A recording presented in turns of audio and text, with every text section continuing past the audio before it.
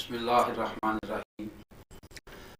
میں تنظیم اسلامی کی طرف سے اپنے تمام مہمانوں کا دیتا رہتا ہوں اور ان کا شکریہ ادا کرتا ہوں کہ وہ وقت سے وقت نکال ہماری درخواست پہ تشریف لائے ہیں۔ میں ان کا بہت بہت شکر گزار ہوں۔ آج کا پروگرام جیسے کہ دعوت نامے میں بھی ہم نے لکھ دیا تھا، اس کا آغاز بانی تنظیم محترم ڈاکٹر اسرار احمد کے خطاب سے، جس میں وہ پاکستان کے وجود کو لاحق خطرات پہ گفتگو کریں گے، اور اس کے بعد آپ حضرات سے فہم و تفہیم کے انداز میں سوال جواب ہوں گے۔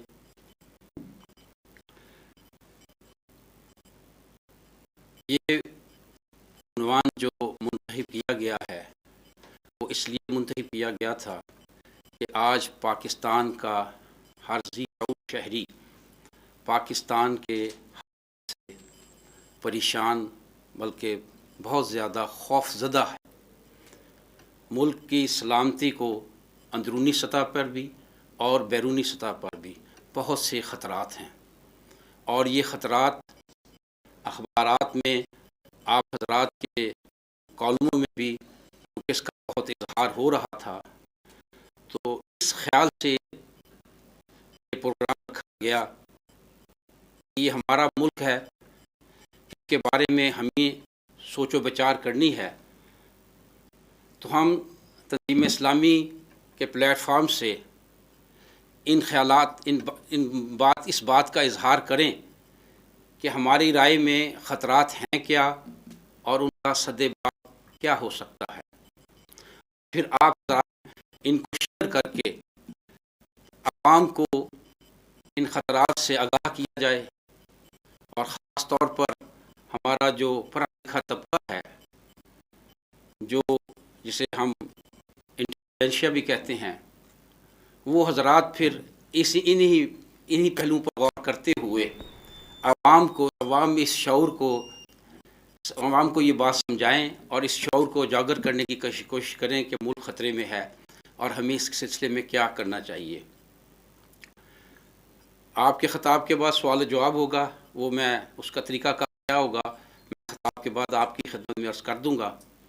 اب میں بانی تنظیم محترم ڈاکٹر اسرار احمد سے درخواست کرتا ہوں کہ وہ اپنے خطاب کا آغاز کریں۔ نحمدہ ونصلی علی رسولہ الکریم، اما بعد فاعوذ باللہ من الشیطان الرجیم، بسم اللہ الرحمن الرحیم۔ رب اشرح لی صدری ویسر لی امری واحلل عقدۃ من لسانی یفقہوا قولی۔ مہمانان گرامی، آپ کی آمد کا ایک شکریہ تو ہمارے ایوب بیگ صاحب نے پیش خدمت کر دیا ہے، ایک شکریہ میں بھی اپنا فرض سمجھتا ہوں کہ آپ کی خدمت میں پیش کروں، اس لیے کہ اگر کوئی سیاسی شخصیت اس قسم کا اجتماع جو ہے اس سے خطاب کرتی تو یقیناً یہاں زیادہ لوگ موجود ہوتے ہیں۔ دین کے ایک خادم، اس کے لیے میں سمجھتا ہوں کہ اگر آپ حضرات نے بھی ہمت کر لی ہے تو بڑی بات ہے۔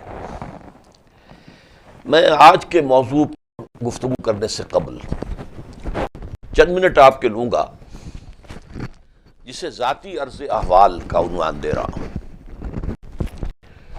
جیسے میں نے ابھی کہا اور آپ سب کو معلوم ہے کہ میری حیثیت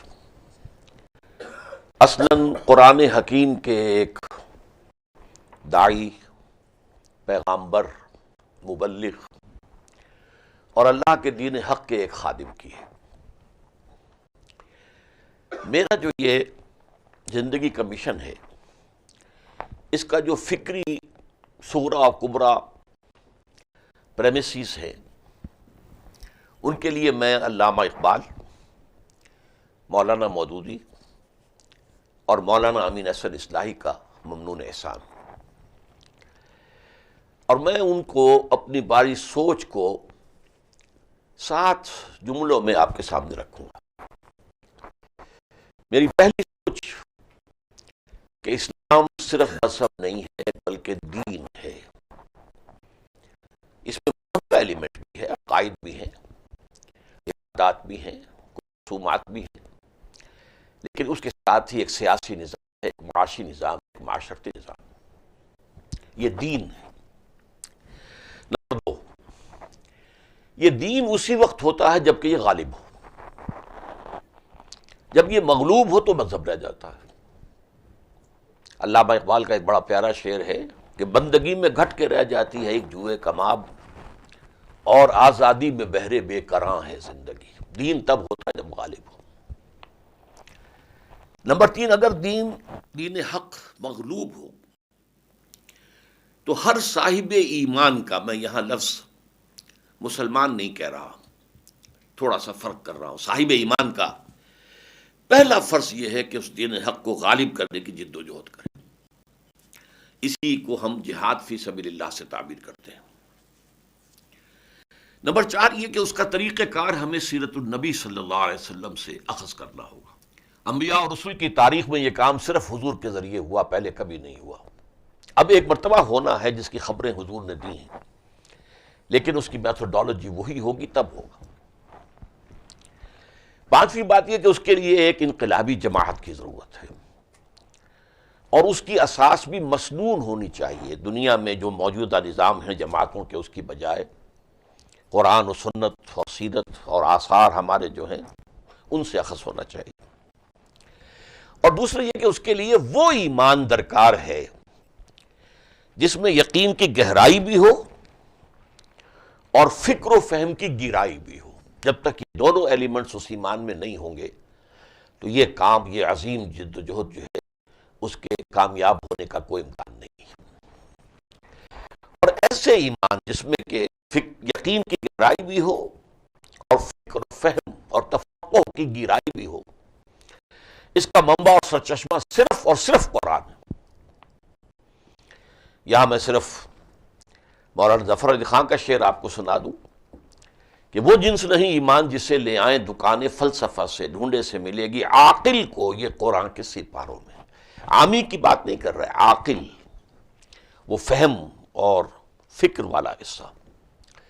اور اقبال نے بھی کہا چوں بجاں در رفت جہاں دیگر شود، جہاں چوں دیگر شد جہاں دیگر شود. یہ قرآن اگر کسی کے باطن میں سرایت کر جائے تو اس کے اندر ایک انقلاب، اندرونی انقلاب آ جاتا ہے، اور یہی ایک بیرونی اور رحمگیر انقلاب کا پیش خیمہ ہے. لہٰذا یہ 7 باتوں کی بات عرض کر رہا ہوں. 19 سال کی عمر سے، جبکہ میں میڈیکل کالج میں 2nd ایئر کا طالب علم تھا، اور زمانہ حال تک جبکہ میں 75ویں برس میں اب اپنے قدم رکھ چکا ہوں، تو میری جو یہ 55 سالہ جد و جہد ہے، جس میں سے 35 سال جو ہیں وہ ہیں کہ جس میں یہ میں ہم وقت میں نے کام کیا اپنا پروفیشن ترک کر کے. اس کا پہلا کام رہا تعلیم و تعلم قرآن، خاص طور پر تعلیم یافتہ لوگوں کو قرآن سے انٹروڈیوس کرنا، اور ثانیاً تنظیم اسلامی کے نام سے ایک اسلامی انقلابی جماعت کا قیام. آپ کے علم میں ہے کہ انتخابی سیاست سے میں بالکل کنارہ کش رہا ہوں، پاور پالیٹکس سے کوئی سروکار نہیں رکھا، بلکہ جماعت اسلامی سے میں علیحدہ ہی صرف اسی ایک ایشو کے اختلاف پر ہوا تھا کہ اسلام اس راستے سے نہیں آئے گا، وہ انقلاب کے ذریعے سے آ سکتا ہے. اسی طریقے سے کوریڈورز آف پاور میں بھی میری کوئی آمد و رفت کبھی نہیں رہی، سوائے 2 مہینے کے لیے میں نے ایک دھوکہ کھایا تھا صدر ضیاء الحق صاحب سے، تو میں نے ان کی شورا میں بیٹھ کر جو ہے ان کے ساتھ ایک تعاون کیا تھا، لیکن میں بہت جلدی مایوس ہوا.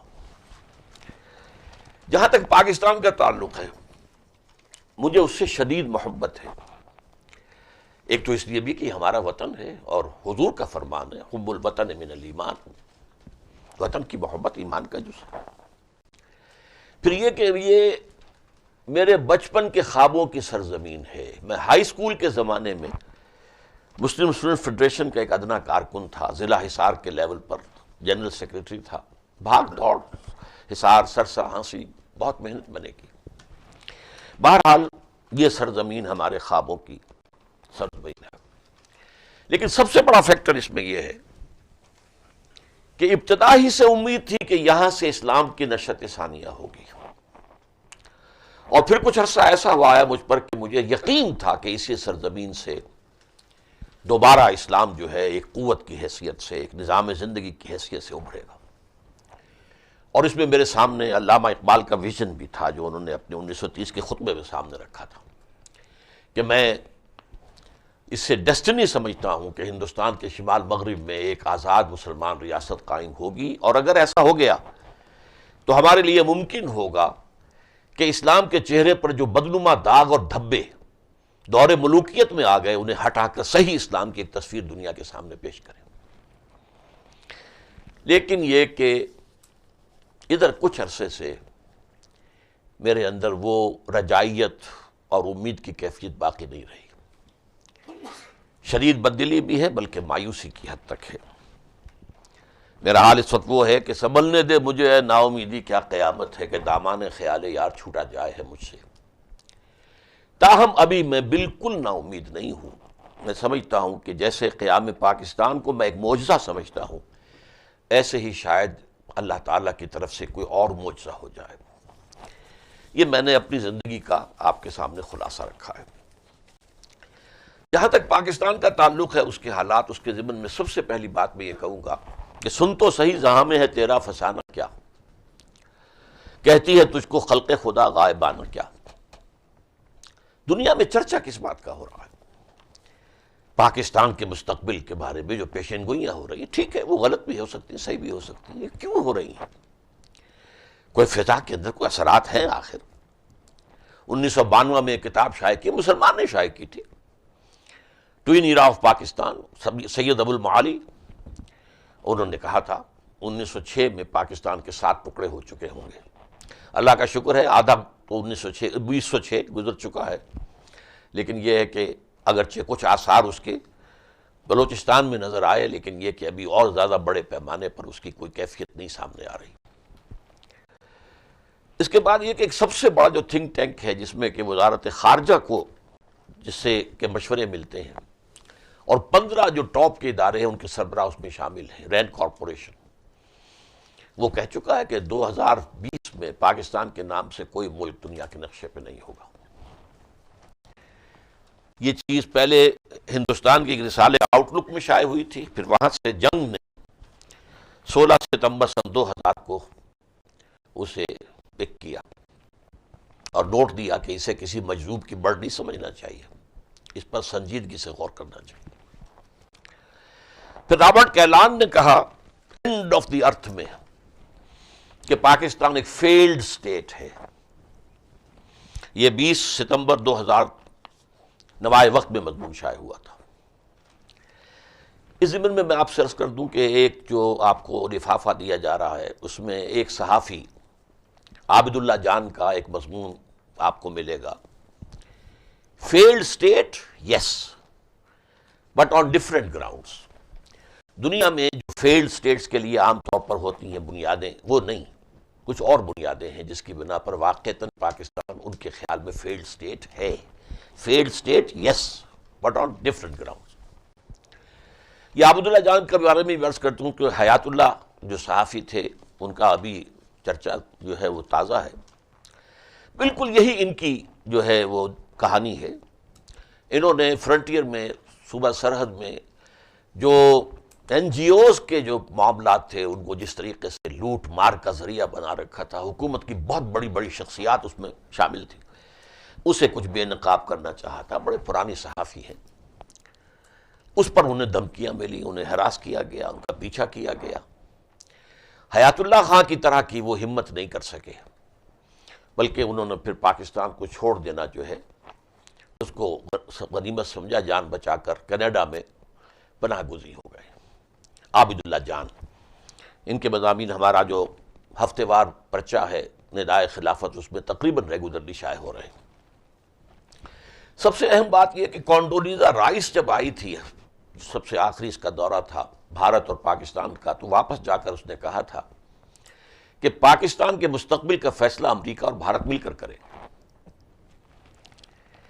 اب ان تمام باتوں پر غور کیجئے، اور پھر خاص طور پر یہ کہ سرحد پار سے کیا صدائیں آ رہی ہیں۔ پورے 55 برس اس قسم کی کوئی بات کسی کو کہنے کی ہندوستان میں جرت نہیں ہوئی. فیڈریشن کانفیڈریشن ہو جانی چاہیے. ایل کے اڈوانی بھارتی پنجاب کا وزیر اعلیٰ 2 مرتبہ یہاں آ کر یہاں لاہور کے سرزمین میں کہہ گیا ہے کہ یہ لکیریں ختم ہونی چاہیے, ہم ایک تھے, پنجاب مشرقی اور مغربی ایک ہونے چاہیے. یہ مہاراجا پٹیالہ کا بیٹا ہے. 1947 میں جہاں سب سے زیادہ خون ریزی ہوئی تھی اور قتل عام ہوا تھا مسلمانوں کا, اس کا بیٹا. اور بات یہ کہ دیواریں برلن گرا دی جائے اور یہ ساری باتیں, یہ تو کچھ ہمارے سیاستدانوں کی طرف بھی یہ قول منسوب ہو رہے ہیں. تازہ ترین بات یہ ہے کہ اب فیلڈ سٹیٹس میں پاکستان کا نمبر 9 ہے اور کرپشن کے اعتبار سے نمبر 5 ہے.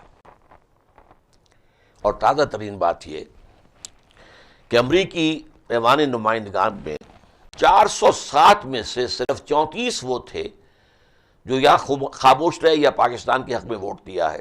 باقی سب نے 92% نے یہ کہا کہ پاکستان کو کوئی مدد نہ دی جائے, یہ تو سرے سے قابل نہیں, کم سے کم یہ کٹوتی کی جائے.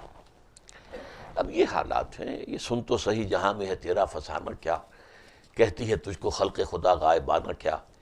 اور اس میں اگر اضافہ کر لیں کہ زبان خلق کو نقارہ خدا سمجھو, تو ظاہر بات ہے کہ میرے اور آپ کے لیے بہت تشویش کا یہ موقع ہے. اس کا سبب کیا ہے؟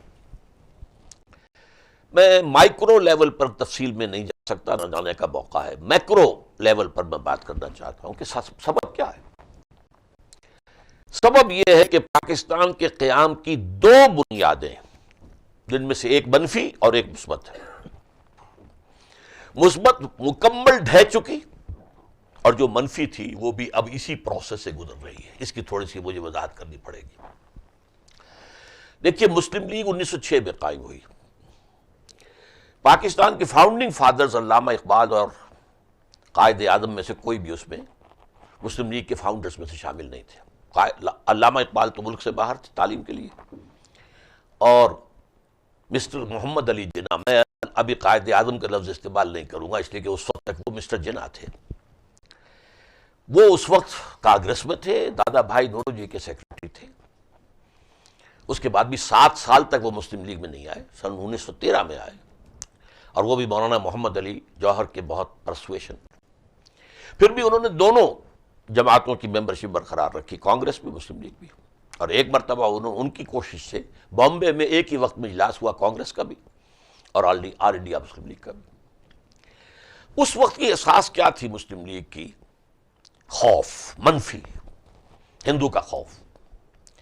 ہندو کھا جائے گا, ایکسپلائٹ کرے گا, دبا دے گا, ہمارے مذہب کو بھی ختم کر دے گا, ہماری زبان کو بگاڑ دے گا.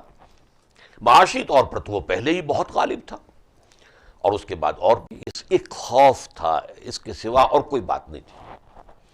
کوشش یہ ہو رہی تھی کہ کوئی فارمولہ طے ہو جائے کہ مسلمانوں کا تشخص آزادی کے بعد برقرار رہے اور ان کے کچھ حقوق جو ہیں وہ انٹیکٹ رہیں, محفوظ رہیں.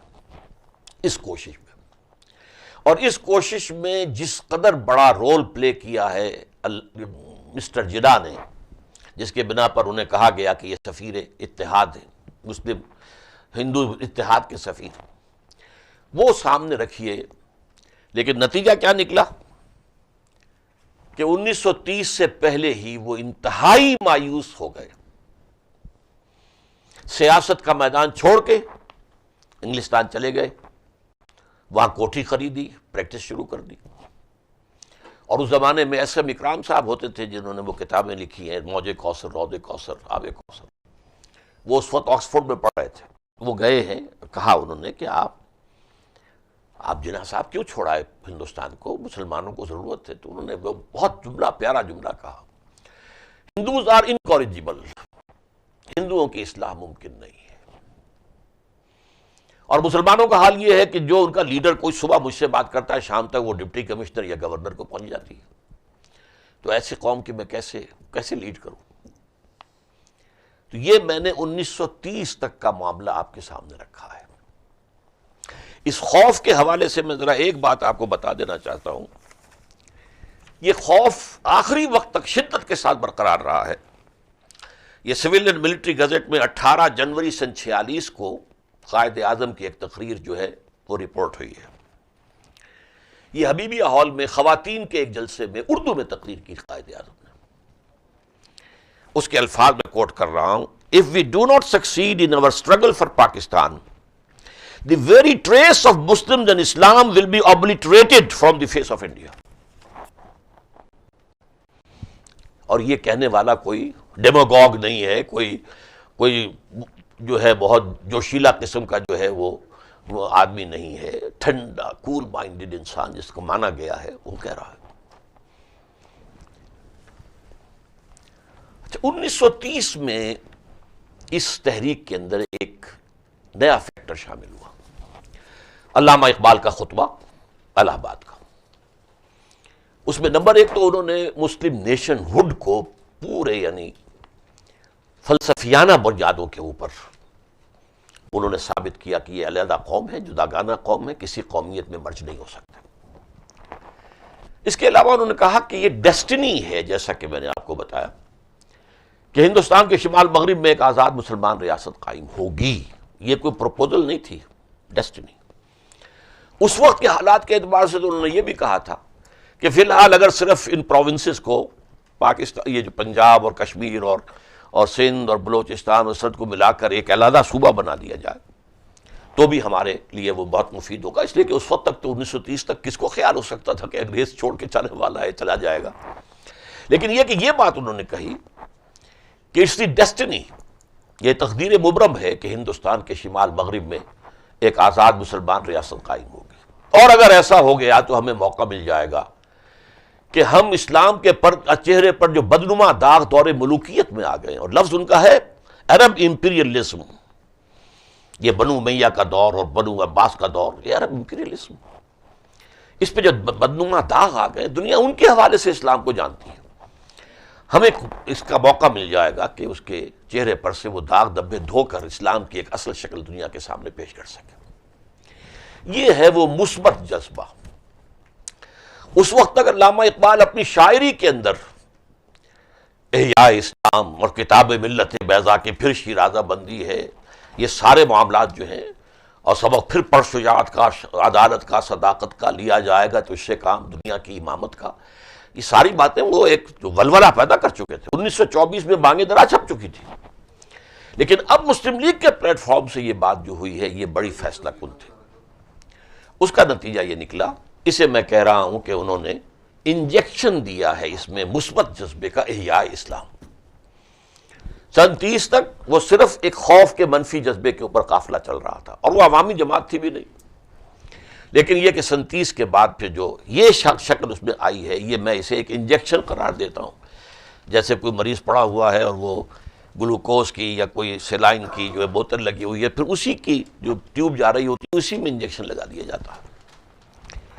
اس سے بڑی اہم تر بات یہ ہے 1932 میں یہی انجیکشن علامہ نے محمد علی جناح کو لگایا. یہ جو سیکنڈ گول بیس کانفرنس تھی اس کے لیے گئے تھے، جناح اس میں شامل نہیں تھے اس لیے کہ وہ تو سیاست کو خیر بات کہہ چکے تھے. لیکن ملاقات ہوئی ہے، اس ملاقات میں یہی انجیکشن جو ہے علامہ اقبال نے لگایا ہے. میں اس ملاقات کو شاید آپ مجھ سے ایگری نہیں کریں گے، لیکن میں اسے سمجھتا ہوں کہ جو مولانا روم اور شمس تبریزی کی ملاقات تھی یہ اسی درجے کی ملاقات تھی. اس لیے کہ قائد اعظم کو دوبارہ علامہ اقبال نے جس طریقے سے مسٹر جناح بھی مجھے کہنا چاہیے آمادہ کیا کہ آپ آئیں اور کام کریں، اس کے نتیجے میں بہرحال، اور یہ ایک سامنے رکھا گیا معاملہ احیاء اسلام کا معاملہ، پازیٹیو ہی جذبہ. 1935 میں وہ آئے اور پورے یعنی تا حیات صدر بن گئے، مسلم لیگ کے بنا دیے گئے. اس کے بعد 1937 سے 47 تک اب قائد اعظم وجود میں آئے ہیں جنہوں نے اسلام کا راگ الاپا تھرو آؤٹ انڈیا.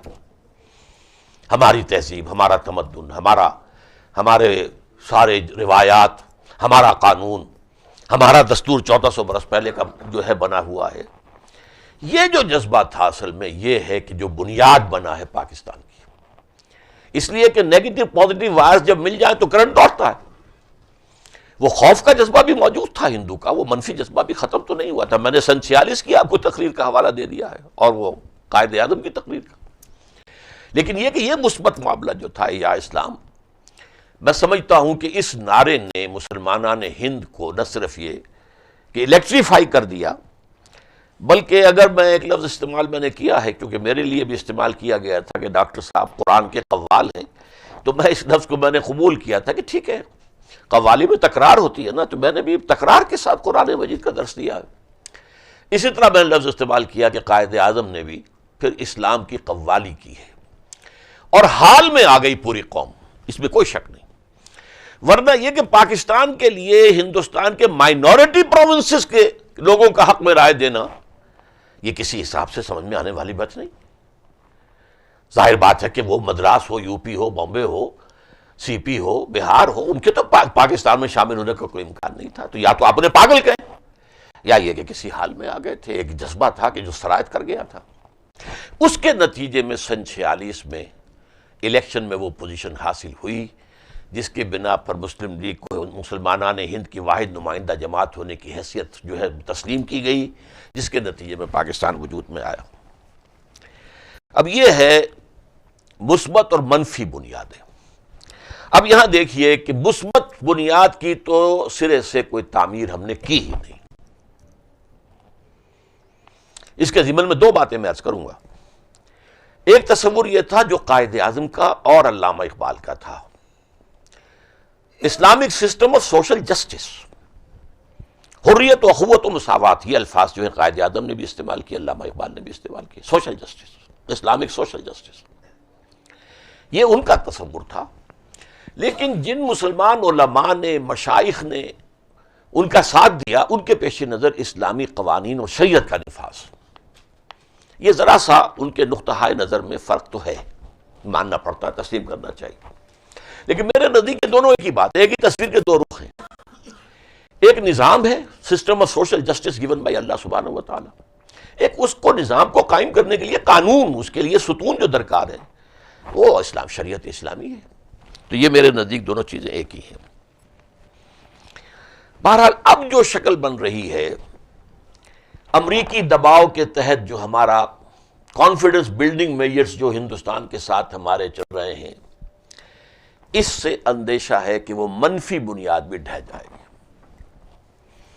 یہ بات اچھی طرح سمجھ لیجئے کہ یو ٹرن جس طریقے سے لیے گئے ہیں طالبان کے معاملے میں، پھر کشمیر پر یو ٹرن ہو چکا ہے، جہاد پر یو ٹرن ہو چکا ہے، یو ٹرنز کی کوئی تاریخ ہے لمبی۔ اور اب یہ کہ ہمارا مستقل موقف یہ تھا، پہلے کشمیر کا مسئلہ پھر کوئی اور بات، اب وہ ریورس ہو گئے، یو ٹرن۔ ابھی تک کشمیر پر تو ایک سوت بھر بھی کوئی پیش رفت نہیں ہوئی ہے، بات ہی نہیں ہوئی ہے، لیکن یہ کہ اور ساری چیزیں ہو رہی ہیں۔ اس اعتبار سے اس کا نتیجہ کیا نکلے گا؟ بڑی مچھلی چھوٹی مچھلی کیوں نکل جاتی ہے؟ دیکھیے میں اس بات کی وضاحت کر دوں، پڑوسیوں کے درمیان اچھے تعلقات مطلوب ہیں، مقصود ہیں، ہونے چاہیے، باہمی محبت ہو، مطلوب ہے۔ اقبال نے بھی اپنے اسی خطبے میں یہ کہا تھا کہ یہ اگر ہندوستان کے شمال مغرب میں یہ ایک مسلمان ریاست قائم ہو گئی تو یہ ہندوستان کی حفاظت کرے گی، اور اس نے کی ہے۔ کمیونزم کا سیلاب اگر پاکستان راستے میں نہ ہوتا تو انڈیا کو تو وہ چھلانگ لگا کر جو ہے بنگال میں پہنچ چکا تھا، کیرالا میں پہنچ چکا تھا، لیکن اصل میں یہ ہے کہ اس کو اگر بچایا ہے تو پاکستان نے بچایا۔ بہرحال قائد اعظم کا بھی ایک قول تھا، اور قائد اعظم کا قول اب کیا سنا رہا ہوں کہ ان سے پوچھا گیا ہندوستان اور پاکستان کے تعلقات کیسے ہوں، فرمایا جیسے کہ امریکہ اور یو ایس اے اور کینیڈا کے ہیں۔ تقریباً وہی بات جو اب کلدیپ نیر نے کہی ہے، اگرچہ منسوب کیا ہے اسے میاں نواز شریف صاحب کی طرف، لیکن یہ کہ بہرحال میں اس کو حوالے سے نہیں جاتا کہ، لیکن اس نے جو بات کہی ہے بارڈر لیس کنٹریز، تو وہی بات میرے نزدیک قائد اعظم کے اس جملے میں موجود ہے، اس لیے کہ کینیڈا میں اور یو ایس اے میں کوئی بارڈر ہے ہی نہیں، آپ صرف اپنا ڈرائیونگ لائسنس دکھاتے چلے جائیں، کوئی اور آئیڈینٹی آپ کے پاس چلے جائیے۔ اب کچھ تھوڑی سی سختیاں وہ کر رہے ہیں، اس لیے کہ آج کی تازہ ترین خبر جو ہے کہ 7 آدمی پکڑے گئے ہیں، وہ سب ہیں امریکنز، اور وہ القاعدہ کے شمار کیے گئے ہیں، یہ میامی میں ہوا ہے معاملہ۔ تو چونکہ وہاں پر ہوم گرون بھی اب فنڈامنٹلزم آ رہا ہے، تو لہٰذا انہیں کچھ کرنا پڑ رہا ہے، چھلنیاں لگانی پڑتی ہیں اس بارڈرز کے اوپر، لیکن ورنہ تو وہاں کیا تھا؟ ڈرائیونگ لائسنس دکھائیے، امریکہ کٹ جائیے، کینیڈا سے دکھائیے اور آ جائیے۔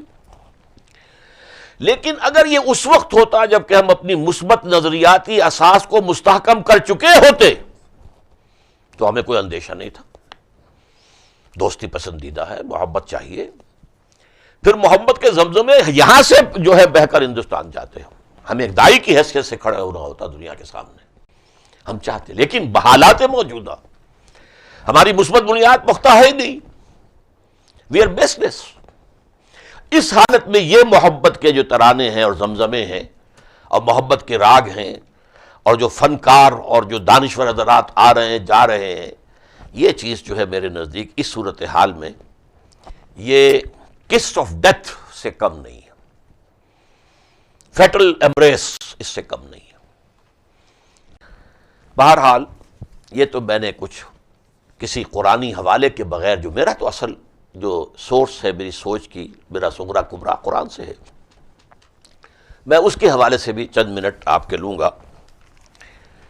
پہلی بات کیا ہے، یہ صورتحال کیوں ہے، یہ ہم انسٹیبل کیوں ہیں، یہ پوری دنیا میں یہ باتیں کیوں آ رہی ہیں، یہ کیا ہندوؤں کو اب یہ محبت جو ہے یہ سوجھ رہی ہے، کیوں سوجھ رہی ہے؟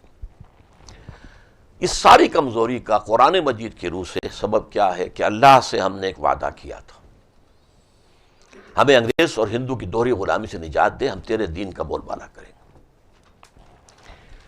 اس کے نتیجے میں ایک معجزے کے طور پر پاکستان قائم ہوا ہے۔ میری ایک کتاب ہے استحکام پاکستان، جس میں ایک پورا چیپٹر ہے معجزہ۔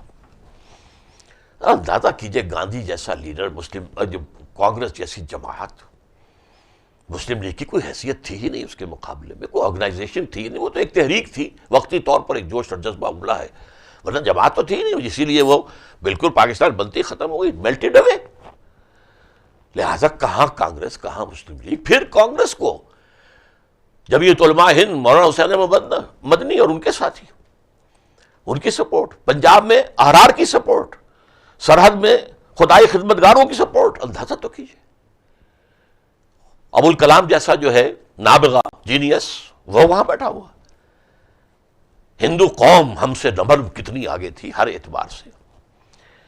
پھر یہ کہ اس وقت حکومت تھی لیبر پارٹی کی، ایٹلی کو شدید نفرت تھی قائد اعظم سے، اور وہ تو اب لکھا ہوا بھی سامنے آ چکا اس کی کتاب کے اندر۔ ماؤنٹ بیٹن جو ہے چیلا بنا ہوا تھا گاندھی کا۔ پھر یہ پاکستان کیسے بن گیا؟ ایک سال پہلے قائد اعظم نے بھی حالات کو جانچتے ہوئے وہ جو کیبنٹ مشن اسکیم تھی وہ مان لی تھی۔ اس کا کیا مطلب تھا؟ کم سے کم 10 سال کے لیے ہم آزاد پاکستان کے مطالبے سے دستبردار ہو گئے۔ ہندو پریس نے مذاق اڑایا، استہزاء ہوا، فقرے چس کیے گئے، بس رہ گئے بس۔ لیکن یہ کہ ان کی فراست تھی کہ اس وقت کی صورتحال جو ہے، جو گیون سرکمسٹانسز ہیں، اس میں اس کے سوا چارہ نہیں ہے۔ انگریز تلا ہوا تھا جانے پر، وہ تو 1948 کا انہوں نے طے کیا ہوا تھا، 47 میں چلے گئے، تلا ہوا تھا۔ سیکنڈ ورلڈ وار کے بعد اس کے لیے ممکن ہی نہیں تھا کہ وہ اپنے اتنے فار فلنگ ایریاز جو ہیں ان کے اوپر کنٹرول رکھ سکے۔ بہرحال یہ اس کے باوجود پاکستان، اور وہ لیلۃ القدر میں 1947 میں وجود میں آئی، یہ معجزہ ہے میرے نزدیک۔ میں نے قائد اعظم کو بھی اپنی کتاب میں معجز نما شخصیت قرار دیا، لیکن ہم نے وعدہ خلافی کی۔ تو اسلام کہاں ہے؟ نہ اس کا سوشل جسٹس ہے، نہ اس کے قواعد اور شریعت، کچھ بھی نہیں۔ اس کے نتیجے میں ہمیں ایک سزا ملی ہے۔ یہ سزا جو ہے یہ میں بعد میں عرض کروں گا، لیکن یہ معجزہ کیوں ہوا قرآن مجید کی روح سے میں چاہتا ہوں۔ سورہ اعراف میں ذکر کیا گیا ہے کہ بنی اسرائیل نے کہا حضرت موسیٰ سے کہ موسیٰ، ہم پر تو آپ کے آنے سے پہلے بھی ظلم مظالم ہو رہے تھے، اب بھی ہو رہے ہیں۔ تو انہوں نے جواب دیا، عسیٰ ربکم ان یہلک عدوکم ویستخلفکم فی الارض فینظر کیف تعملون۔ قریب ہے کہ تمہارا رب تمہارے دشمن کو ہلاک کر دے گا اور پھر تمہیں زمین میں خلافت عطا کرے گا، حکومت دے گا، پھر دیکھے گا کہ تم کیا کرتے ہو۔ یہ ایک آزمائش ہوتی ہے، اور سورہ انفال میں کہا گیا ہے، سورہ اعراف کے فوراً بعد ہے، وَاذْكُرُوا إِذْ أَنْتُمْ قَلِيلٌ مُسْتَضْعَفُونَ فِي الْأَرْضِ۔ ذرا یاد کرو جب تم اقلیت میں تھے، قلیل تھے، اور تمہیں زمین میں دبا لیا گیا تھا، ہندو غالب تھا تمہارے اوپر. پنجاب میں ہندو مائنورٹی میں ہونے کے باوجود غالب تھا، سکھ اور ہندو غالب تھے. تو یہ انتم قلیل مستضعفون فی الارض تخافون ان یتخطفکم الناس، تمہیں اندیشہ تھا کہ لوگ تمہیں اچک کے لے جائیں گے. یہ خوف جو میں نے کہا پاکستان کی تحریک کا جو منفی ایلیمنٹ ہے خوف. فآواکم، اللہ نے تمہیں پناہ دی، وَأَيَّدَكُم بِنَصْرِهِ، اپنی مدد سے تمہاری تائید کی، وَرَزَقَكُم مِّنَ الطَّيِّبَاتِ لَعَلَّكُم تَشْكُرُونَ، اور تمہیں پاکیزہ طعام عطا کیے تاکہ تم شکر کرو. ہم نے وہ شکر نہیں کیا. نتیجہ کیا نکلا؟ ہم پر جو سزائیں مسلط کی گئی ہیں، فزیکل طور پر تو 1971 کا حادثہ مسلم تاریخ کے عظیم ترین سانحات میں سے ایک ہے. سن 67 کی عرب اسرائیل جنگ اس گزشتہ صدی میں، اور 71 کا جو ہمارا فال اور ڈھاکہ ہے. تفصیل میں نہیں جانا چاہتا، وہ تو واقعہ یہ ہے کہ یاد کر کے بھی جو ہے انسان کو سوہان روح محسوس ہوتا ہے. معنوی اعتبار سے اصل میں جو اس کی سزا ملی ہے اس کی طرف میں آپ کی توجہ دلانا چاہتا ہوں. اور یہ قرآن مجید میں سورہ اعراف کے بعد انفال، اس کے بعد سورہ توبہ ہے، اس کی آیات ہے 75-76. مدینہ کے منافقین میں سے ایک خاص قسم کے منافقین کا تذکرہ کیا گیا ہے. وَمِنْهُمْ مَنْ عَاهَدَ اللَّهُ، ان میں کچھ ایسے بھی ہیں جنہوں نے اللہ سے عہد کیا تھا، لَئِنْ آتَانَا مِنْ فَضْلِهِ لَنَصَّدَّقَنَّ وَلَنَكُونَنَّ مِنَ الصَّالِحِينَ، اگر اللہ ہمیں غنی کر دے گا، اپنے فضل سے نواز دے گا، ہم خوب صدقہ کریں گے، خیرات کریں گے، نیک ہو جائیں گے. دس آیت نمبر 75. فَلَمَّا آتَاهُم مِّن فَضْلِهِ بَخِلُوا بِهِ وَتَوَلَّوْا وَهُمْ مُعْرِضُونَ، جب اللہ نے انہیں اپنے فضل سے نواز دیا، غنی کر دیا، تو بخل سے کام لیا اور منہ موڑ لیا اعراض کرتے ہوئے، اپنی تجوریوں کے تالے بند کر دیے. اب تیسری آیت، فَأَعْقَبَهُمْ نِفَاقًا فِي قُلُوبِهِمْ، تو اللہ تعالیٰ نے ان کے دلوں میں نفاق کی بیماری پیدا کر دی. یہ مانوی بیماری ہے جو آج پاکستانی قوم کو لاحق ہے. یہ نفاق نمبر 1 دستوری نفاق ہے، جو کسی ریاست کا سب سے بڑا ڈاکومنٹ ہوتا ہے. پورا اسلام ہے لیکن غیر مؤثر، چور دروازوں نے اسے بالکل غیر مؤثر کر دی. محض قرارداد مقاصد بھی کافی ہے اگر اس کے ساتھ یہ ہو کہ یہ پورے دستور پر حاوی ہوگی، تو ایک قرارداد مقاصد کافی ہے. لیکن نہیں، جسٹس نسیم حسن شاہ صاحب نے جو فیصلہ دیا یہ بھی ایک دفعہ ہے، دوسری دفعوں کے اوپر اس کا کوئی اثر نہیں پڑ سکتا.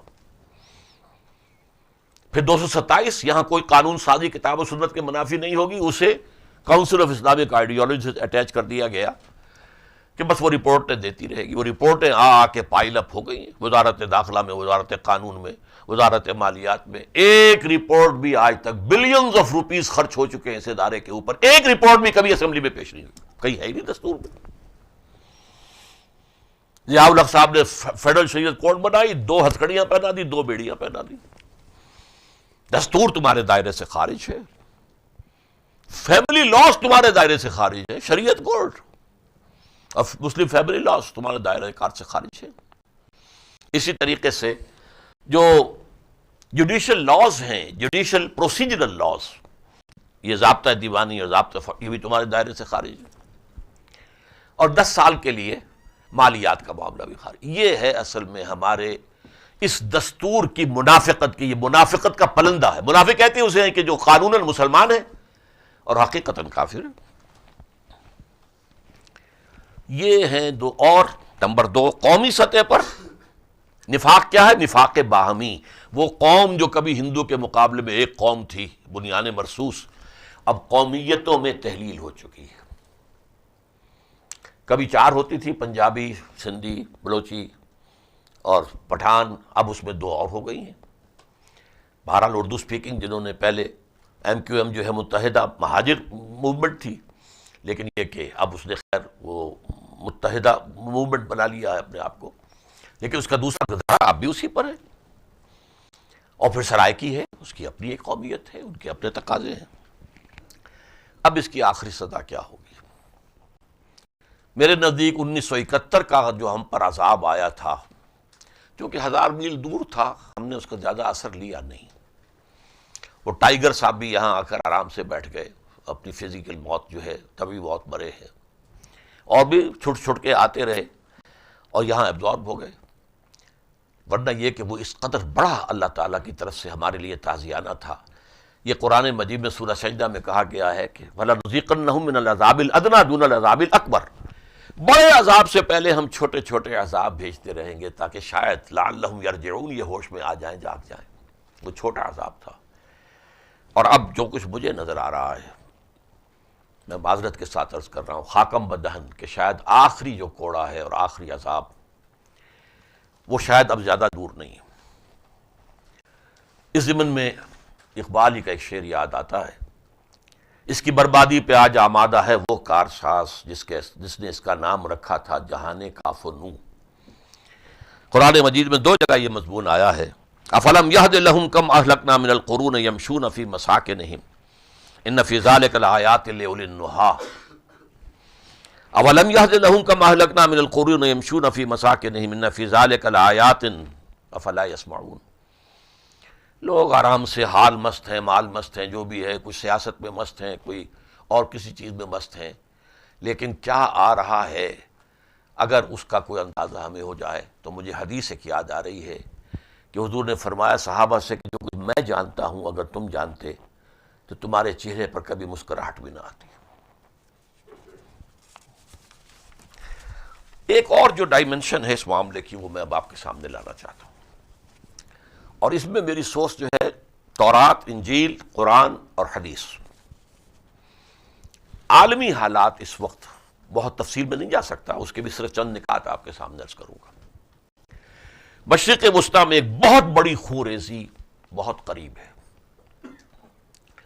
عیسائی اور یہودی، اس کا نام آرمگڈون، جو بائبل کی آخری کتاب میں Revelations of Saint John, Armageddon, dictionary میں دیکھیں گے تو آپ کو معنی ملیں گے a very big war which will be fought between the forces of evil and good before the end of this world۔ یہ سارے نیو کونز جو ہیں امریکہ کے، وہ اس آرمگڈون کو جلد سے جلد لے آنا چاہتے ہیں، یہودی جلد سے جلد لے آنا چاہتے ہیں۔ حدیث میں اسی کا نام ہے الملحمۃ الکبریٰ اور الملحمۃ العظمیٰ۔ لحم گوشت کو کہتے ہیں، ملحمہ عرب میں کہتے ہیں قصاب کی دکان، وہ ٹکڑے کرتا ہے نا وہ گوشت کے۔ تو جنگوں میں کیا ہوتا ہے، جسموں کے چیتھڑے اڑتے ہیں، تو عظیم ترین جنگ ہے جس کی خبر دی ہے حضور نے صلی اللہ علیہ وسلم، اور اس جنگ میں امت مسلمہ اور خاص طور پر مسلمانان عرب کا شدید جانی نقصان ہوگا۔ حضور کی حدیث میں الفاظ ہیں کہ ایک شخص کے اگر 100 بیٹے ہوں گے تو 99 ختم ہو جائیں گے، ایک بچے گا۔ اس کی وجہ کیا ہے؟ وجہ یہ ہے، میری ایک کتاب اس موضوع پر، سابق اور موجودہ مسلمان امتوں کا ماضی، حال اور مستقبل۔ اللہ کا ایک قانون ہے کہ جس قوم کو وہ اپنی شریعت اور اپنی کتاب ہدایت کی امین بناتا ہے، custodian of the book of God and the law of God, divine law, وہ اس زمین پر اللہ کی نمائندہ ہوتی ہے، ریپرزینٹیٹیو آف گاڈ آن ارتھ۔ لیکن اپنے عمل سے اگر وہ مس ریپرزینٹ کرے تو کافروں سے بدتر ہے اللہ کی نگاہ میں۔ یہ بڑی تلخ بات ہے جو میں آپ سے کہا، کافروں سے بدتر۔ سوالات تو ذہن میں آتے ہیں کہ کیا وجہ ہے کہ برق گرتی ہے تو بیچارے مسلمانوں پر، رحمتیں ہیں تیری اغیار کے کاشانوں پر، یہ کیا ہو رہا ہے؟ ہم تو آخر تیرے رسول کے عاشق ہیں، ہماری مسجدیں بھی ہیں بھری ہوئی ہیں نمازیوں سے، اور اللہ تو عادل و قادر ہے، مگر تیرے جہاں میں ہے تلخ بہت بندہ مزدور کے اوقات، تو علی کل شیء قدیر ہے، پھر یہ مسلمانوں کا یہ حشر کیوں ہو رہا ہے؟ بعین ہی یہی حشر جو ہے تاریخ میں بنی اسرائیل کا ہوا ہے۔ اسیرینز کے ہاتھوں ہلاک ہوئے، نیبوکڈ نظر کے ہاتھوں لاکھوں، 6 لاکھ یروشلم میں اس نے قتل کیے، 6 لاکھ کو قیدی بنا کے لے گیا، اور یروشلم کی اینٹ سے اینٹ بجا دی، ایک متنفس نہیں بچا وہاں پر۔ اور حضرت سلیمان کا بنا ہوا جو معبد تھا، ہیکل، اس کی ایک اینٹ سلامت نہیں چھوڑی۔ پھر وہاں سے نجات اللہ نے دی ہے، پھر اس کے بعد گریکس اور پھر رومنز کچلتے رہے۔ ابھی پچھلی صدی کی بات ہے، جرمنس نے جو کچھ کیا ہے، ہولوکاسٹ، کہتے ہیں لوگ 60 لاکھ نہیں 30 لاکھ، بہرحال جتنے بھی ہو 30 لاکھ بھی کوئی کم بات تو نہیں ہے۔ بہرحال یہ سب کچھ کیوں ہوتا ہے؟ حالانکہ قرآن 4 جگہ کہتا ہے کہ اے بنی اسرائیل، ہم نے تمہیں تمام جہان والوں پر فضیلت دی ہے۔ 2 مرتبہ تو صرف سورہ بقرہ میں ہے، 6 رکوع کی پہلی آیت، 15 رکوع کی پہلی آیت، یا بنی اسرائیل اذکروا نعمتی التی انعمت علیکم وانی فضلتکم علی العالمین۔ لیکن یہ کہ جو اللہ کے نمائندے بن کر مس ریپرزینٹ کریں وہ کافروں سے بدتر ہیں۔ اب یہ تصادم جو آنے والا ہے اصلاً یہ ہوگا یہود اور مسلمانوں کے درمیان۔ یہ سابقہ امت مسلمہ یہود، امت موسیٰ اہل کتاب تورات والے، اور مسلمان موجودہ امت مسلمہ امت محمد صلی اللہ علیہ وسلم۔ لیکن اس وقت عیسائی دنیا پوری نہیں تو کم سے کم آدھی سے زیادہ یہودیوں کا اعلی کار بن چکی ہے۔ کچھ کیتھولک ذرا تھوڑے سے ابھی کم ہیں اس معاملے میں، لیکن پروٹیسٹنٹس، ان میں خاص طور پر بیپٹسٹ، اور ان میں اخص الخواص وہ جو ایونجلسٹ کہلاتے ہیں آج کل، نیو کونز امریکہ کے جو آپ سنتے ہیں، وہ سب ان میں سے، اور وہ 100% اسرائیل کے اعلی کار ہے، یہود کے، زائنزم کے اعلی کار ہے۔ تو یہ بہت بڑا تصادم جو ہے وہ ہونے والا ہے۔ اس کے حوالے سے وہ جو آپ کو ملا ہے لفافہ، اس میں ایک کتابچہ میرا آج کے موضوع ہی پر پاکستان کے وجود کو لاحق خطرات و خدشات کی موجود ہے۔ اس کے پیچھے میں نے یہ شائع کیا ہوا، آپ کو نظر آ جائے گا، دی لاسٹ کروسیڈ، اور اس میں کیا لکھا گیا، اور یہ فلڈلفیا ٹرمپٹ ایک رسالہ ہے ان کا بیپٹسٹ کا، فلڈلفیا سے نکلتا ہے امریکہ سے، اس پر یہ مضمون کا عنوان ہے لاسٹ کروسیڈ، اور ڈوم آف دی راک یہاں پہ صاف نظر آ رہی ہے، اور اس میں لکھا یہ many people think the crusades are a thing of the past, over forever, but they are wrong. Preparations are being made for a final crusade and it will be the bloodiest of all. یہ اس editor Gerald فلری کا یہ قول اس پر نقل کیا گیا۔ اب ان کا ہدف کیا ہے؟ گریٹر اسرائیل قائم کرنا، قبۃ الصخرہ مسجد اقصی کو گرانا، 3rd ٹیمپل تعمیر کرنا۔ 2nd ٹیمپل جو بنا تھا وہ سن 70 عیسوی میں ٹائٹس رومی نے اس کو گرا دیا تھا، وہ آج تک گرا پڑا۔ آپ اندازہ کیجئے 1936 برس سے ان کا خانہ کعبہ زمین بوس ہے۔ اس کی حیثیت ان کے ہاں وہی ہے جو ہمارے یہاں خانہ کعبہ کی ہے۔ اس کی صرف ایک ویلنگ وال ہے، وہاں جا کر کچھ ماتم سا کرتے ہیں، کچھ پڑھتے ہیں، کچھ جو اس طرح سے معلوم ہوتا شاید ابھی ٹکر مار دیں گے دیوار کو، وہ صرف ایک دیوار سلامت ہے، ویسٹرن وال ہے وہ، باقی تو گرا ہوا۔ اس کے اوپر بنے ہوئے ہیں مسجد اقصی ہے، اس کے اوپر ڈوم آف دی راک، جہاں سے کہ حضور کا آسمانی سفر معراج کا شروع ہوا تھا۔ عبد الملک بن مروان نے وہاں پر وہ ڈوم بنائی۔ تو ان کا خیال یہ ہے کہ پہلے گریٹر اسرائیل بنائے، یہ دی جیوز اور نیو کونز آف امریکہ، ان دونوں کا جوائنٹ پروگرام، جلد از جلد آرمگیڈون ہو، گریٹر اسرائیل بنے، پھر ان دونوں اسٹرکچرز کو گرایا جائے، 3rd ٹیمپل تعمیر کیا جائے جس کے پورے نقشے وقشے سب تیار ہو چکے ہیں، اور بہت سی چیزیں اس کی تیار کر کر کے رکھی گئی ہیں، اور اس کے بعد اس 3rd ٹیمپل میں تھرون آف ڈیوڈ لا کر رکھا جائے۔ یہ آپ نے شاید پہلی مرتبہ سنا ہو، میرے لیے بھی یہ اسی رسالے سے ساری معلومات مجھے حاصل ہوئی تھی۔ یہ ایک پتھر تھا جس پر حضرت داؤد علیہ السلام کو بٹھا کر ان کی کورونیشن ہوئی تھی، تاج پوشی، پھر اسی پر حضرت سلیمان کی تاج پوشی ہوئی۔ یہ بنی اسرائیل میں چلتا آیا۔ سن 70 میں ٹائٹس نے جب یہ سارا معاملہ کیا تو پتھر کو لے گیا روم، روم سے وہ گیا آئرلینڈ، وہی جو کیتھولک ایریا ہے، وہاں سے آیا انگلینڈ، اور انگلینڈ میں پھر اس کو ایک کرسی میں سیٹ کے طور پر بنا دیا گیا، اور وہ اب بھی ویسٹ منسٹر ایبے میں موجود ہے۔ اسی پر بیٹھ کر انگریز جو بادشاہ یا کوئنس ہوتی ہیں ان کی کورونیشن ہوتی ہے۔ That is the throne of David, یہ لا کر یہاں رکھا جائے گا۔ اس کے بعد یہودیوں کے خیال میں ان کا مسیح آئے گا اور وہ یہاں سے پوری دنیا پر حکومت کرے گا، جس کو آپ وہ انتظار کر رہے ہیں۔ اور عیسائیوں کے نزدیک حضرت مسیح آئیں گے دوبارہ، 2nd کمنگ آف جیسس، اور وہ دنیا پر حکومت کریں گے۔ لیکن یہ جو میں نے 4 آئٹم ان کے ایجنڈے کے بتائے ہیں، یہ ان کے درمیان مشترک ہے۔ البتہ یورپ کے بارے میں یہ بیپٹسٹ یہ کہہ رہے ہیں کہ یورپ جو یونائٹ ہو رہا ہے یا ہو گیا ہے، یہ اصل میں رومن ہولی رومن امپائر کو ریوائیو کیا جا رہا ہے، اور کروسیڈ یہ کریں گے، یہ چاہتے ہیں کہ وہاں پہ عیسائی حکومت قائم ہو، رومن کیتھولک، جیسے کہ ایسٹ تیمور میں رومن کیتھولک حکومت قائم ہوئی ہے، افریقہ میں بھی کسی ملک کے اندر رومن کیتھولک حکومت قائم ہوئی ہے۔ اسی طریقے سے یہ تھوڑا سا ان کا کلیش آف انٹرسٹ تو ہوگا، کیونکہ یورپ جو ہے وہ مینلی کیتھولک ہے سوائے برطانیہ کے۔ برطانیہ یہ پروٹیسٹنٹس کا استاد اور آقا تھا پہلے، اور اب جو ہے وہ امریکہ ہے۔ اب میں چند باتیں کہوں گا آپ سے۔ پاک امریکہ دوستی یہ خالص عارضی ہے، اس کی کوئی حیثیت نہیں، اور بہت اچھے طب سے آتے رہے ہیں لوگوں نے کہا ہے کہ آپ امریکہ کو کیا بلیم کرتے ہیں، بھئی ہر ملک کی اپنی مفادات ہوتے ہیں، اپنی وہ آپ کو اگر کبھی استعمال کرتا ہے اپنے فائدے کے لیے تو آپ کو دیکھنا چاہیے، باقی یہ کہ ان سے شکوہ شکایت کا ہے، یہ عارضی ہے۔ اور اس کے ضمن میں آپ کو ایک واقعہ بتا دیتا ہوں۔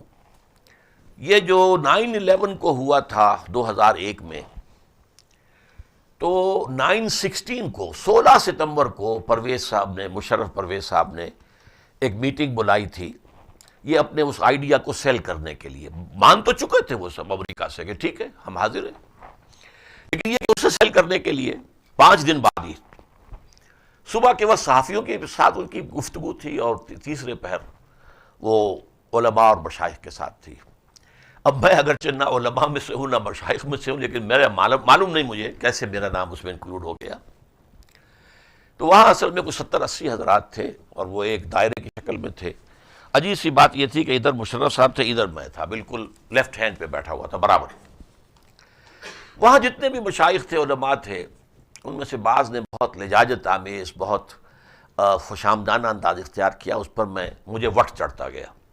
اگرچہ یہ سب نے کہا کہ جناب یہ کام غلط ہے، کہ ابھی کوئی جرم ثابت نہیں ہے، نہ اسامہ کا نہ طالبان کا، تو سزا کس بات کی، یہ بات کہی سب نے تقریباً۔ میری باری آئی تو ٹائم بھی بہت ہو گیا تھا، وقت بھی کم تھا، تو میں نے ان سے کہا کہ جناب صدر صاحب، اگر آپ اس وقت طالبان کے خلاف امریکہ کی مدد کریں گے تو 3 بغاوتوں کے آپ مرتکب ہوں گے۔ عدل و انصاف کے مسلمہ اصولوں سے بغاوت، وہی بات جو سب نے کہی تھی کہ جرم ثابت نہیں، سزا کس بات کی۔ نمبر 2، غیرت اور حمیت سے بغاوت، آپ نے اسپانسر کیا، آپ نے سپورٹ کیا، اس کا سفیر ملا ضعیف اب بھی اسلام آباد میں موجود ہے، اور آپ نے ایک دھمکی میں، غیرت نام کی کوئی شے بھی ہے کہ نہیں، کہ غیرت نام تھا جس کا گئی تیمور کے گھر سے۔ اور تیسرے یہ اللہ کے خلاف بغاوت ہے کہ ایک مسلمان حکومت کے خلاف آپ غیر مسلم حکومت کی مدد کریں۔ باقی جو چیزیں آپ بتا رہے ہیں، انہوں نے اصل میں جو سیل کیا تھا آئیڈیا اپنا، اس سے یہ کہ ہمارا کشمیر کا مسئلہ امریکہ حل کرا دے گا، اس سے ہمارے ایٹمی اثاثے جو ہیں وہ محفوظ ہو جائیں گے، مختلف قسم کی باتیں۔ میں نے کہا یہ جو باتیں آپ کہہ رہے ہیں صحیح ہیں، لیکن صرف عارضی طور پر، جلد یا بدیر آپ کا نمبر بھی آ کر رہے گا، اس لیے کہ یہاں اصل پیچھے جو ہے امریکہ نہیں ہے، جیوس ہیں۔ بہرحال یہ میں نے ان سے کہا۔ اب جو کچھ ہو رہا ہے طالبان کی طرف جو یو ٹرن تھا، پھر کشمیر پر، پھر جہاد پر، روشن خیالی کے نام پر اسلامی روایات اور تہذیب و ثقافت کا خاتمہ، بہرحال میرے نزدیک یہ صرف میٹر آف ٹائم۔ مقدمہ پوری فائل ان کے ہاں تیار ہے ڈاکٹر عبد القدیر خان کے حوالے سے، وہ جب چاہیں گے مقدمہ اوپن کورٹ کر دیں گے، اور پھر اس میں جو نام اگر کہیں آ گئے جو چھپے ہوئے نام ہیں، کہ اس میں کچھ پردہ نشینوں کے بھی نام آتے ہیں، آخر کسی وجہ سے یہ معاملہ کیا گیا، ڈھکایا گیا، ڈھک کے رکھا گیا۔ پھر یہ کہ اگر فرض کیجئے اب جو شکل ہے، قاضی صاحب جو دھرنے کی بات کر رہے ہیں، اگر کوئی عوامی تحریک چل گئی اور اس میں کوئی توڑ پھوڑ کچھ ہوا، تو امریکہ کہے گا کہ اب تو ہمیں اندیشہ ہے، تم ڈسٹیبلائز ہو گئے ہو، تو یہ ایٹمی ہتھیار تمہارے پاس اب جو ہے ہمارے لیے یہ محفوظ نہیں ہے، تو لہذا ہمارے حوالے کرو یا ہمارا کنٹرول ہمیں دو۔ تو یہ ساری چیزیں ہیں کہ جو اب صرف it's a matter of time, یہ آ جائیں گے مطالبے۔ یہ چھپا کر آستین میں بجلیاں رکھی ہیں گردوں نے، عنادل باغ کے بیٹھے نہ غافل آشیانوں میں، یہ میرے نزدیک جو ہے آنے والی تصویر ہے۔ نتیجہ کیا ہے میں اب اس کو کنکلوڈ کر رہا ہوں۔ فیکٹس آن دی گراؤنڈز بہت مایوس کن ہیں۔ اسی عبداللہ جان کی کتاب آج ہی مجھے پہنچی ہے، عابد اللہ جان، اس کا ٹائٹل ہے the Musharraf factor leading Pakistan to its inevitable demise. یہ کتاب اس کو بھی اسی کھاتے میں جمع کر لیجئے کہ سن تو صحیح جہاں میں تیرا فسانہ کیا. اور یہ کوئی یہودی نہیں لکھ رہا ہے، کوئی عیسائی نہیں لکھ رہا ہے، یہ عابد اللہ جان لکھ رہا ہے جو یہاں سے جان بچا کر بمشکل بھاگا اور اب کینیڈا کے اندر وہ پناہ گزین ہے. لیکن میں نا امید اس اعتبار سے نہیں ہوں کہ قیام پاکستان کے جو معجزہ ہوا تھا میرے نزدیک اب بھی وہ معجزہ ہو سکتا ہے.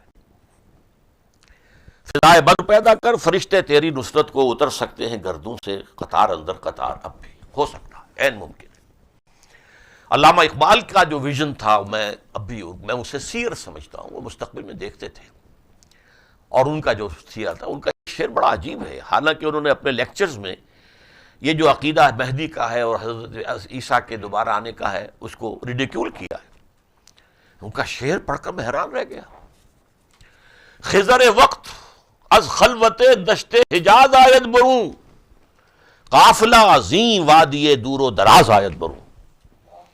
خضر وقت جو ہے وہ تو دشت حجاز میں اندر جہاں وہ خلوت گزری ہیں وہاں سے برآمد ہوں گے.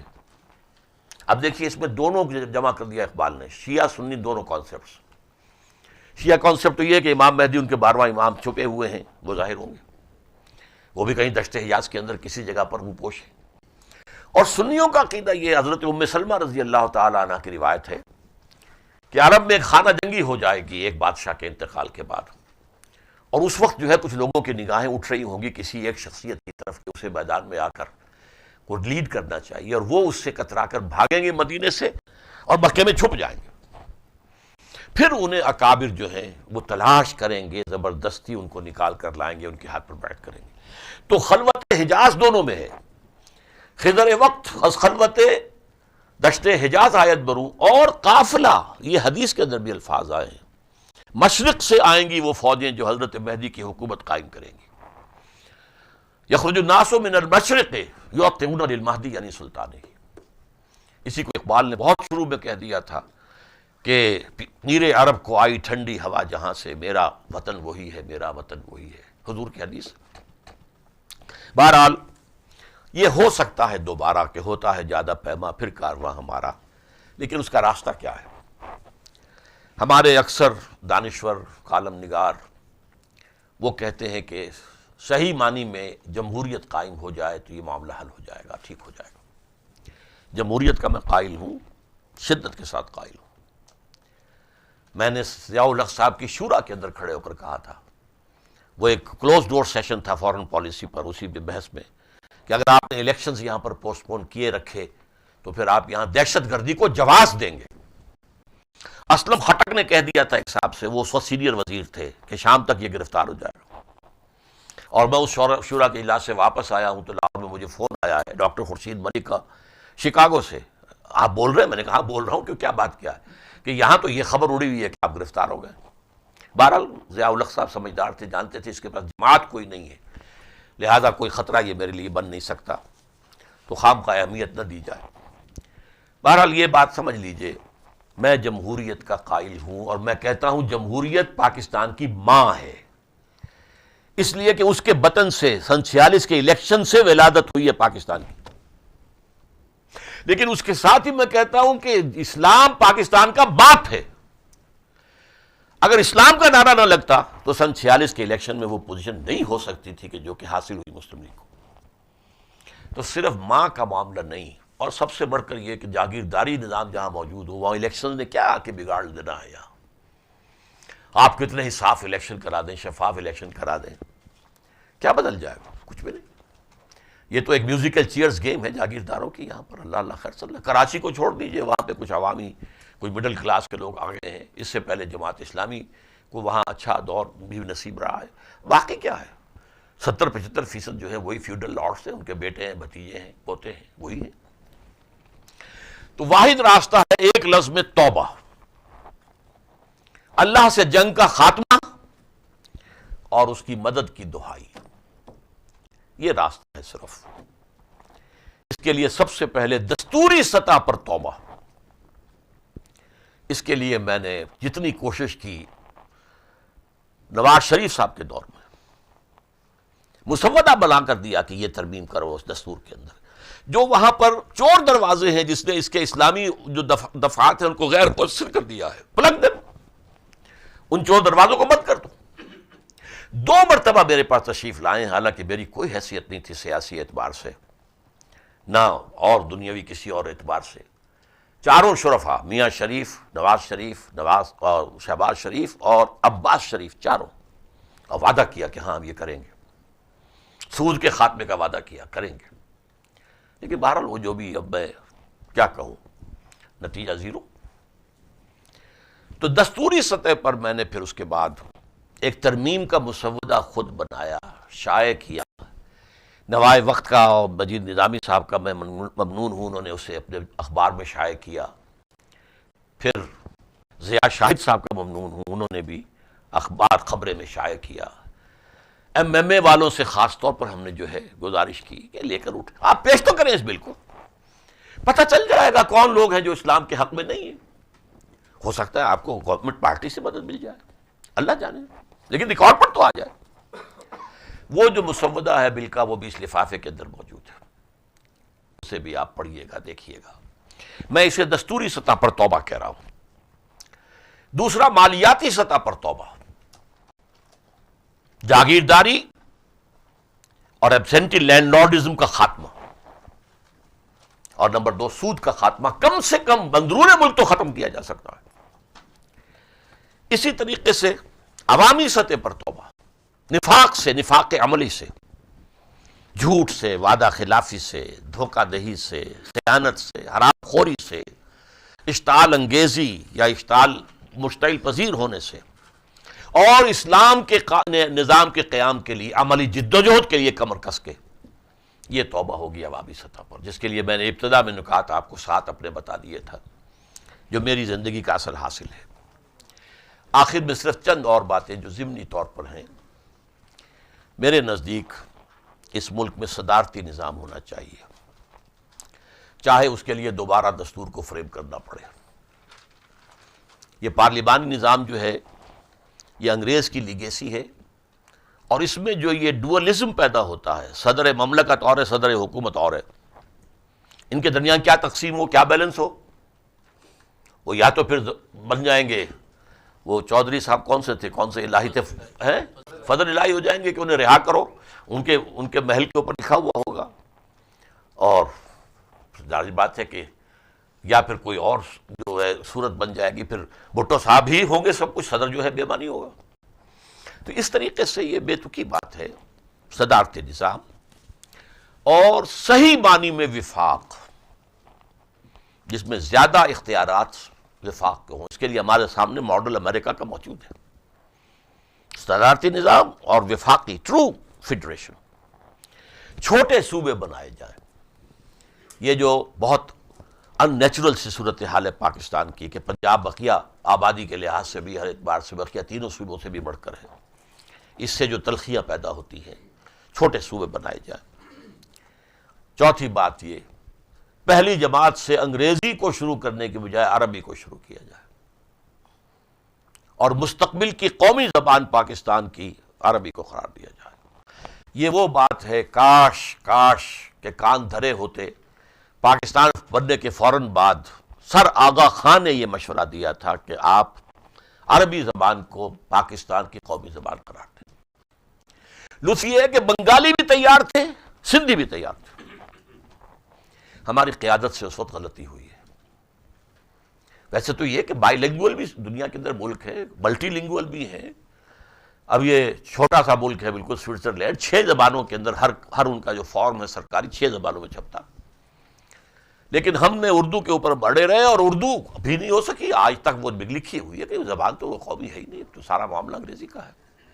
آغا خان نے کہا تھا یہ کہ زیادہ سے زیادہ 20 سال میں آپ مڈل ایسٹ کا حصہ بن جائے گا، عرب ممالک کا حصہ بن جائے گا.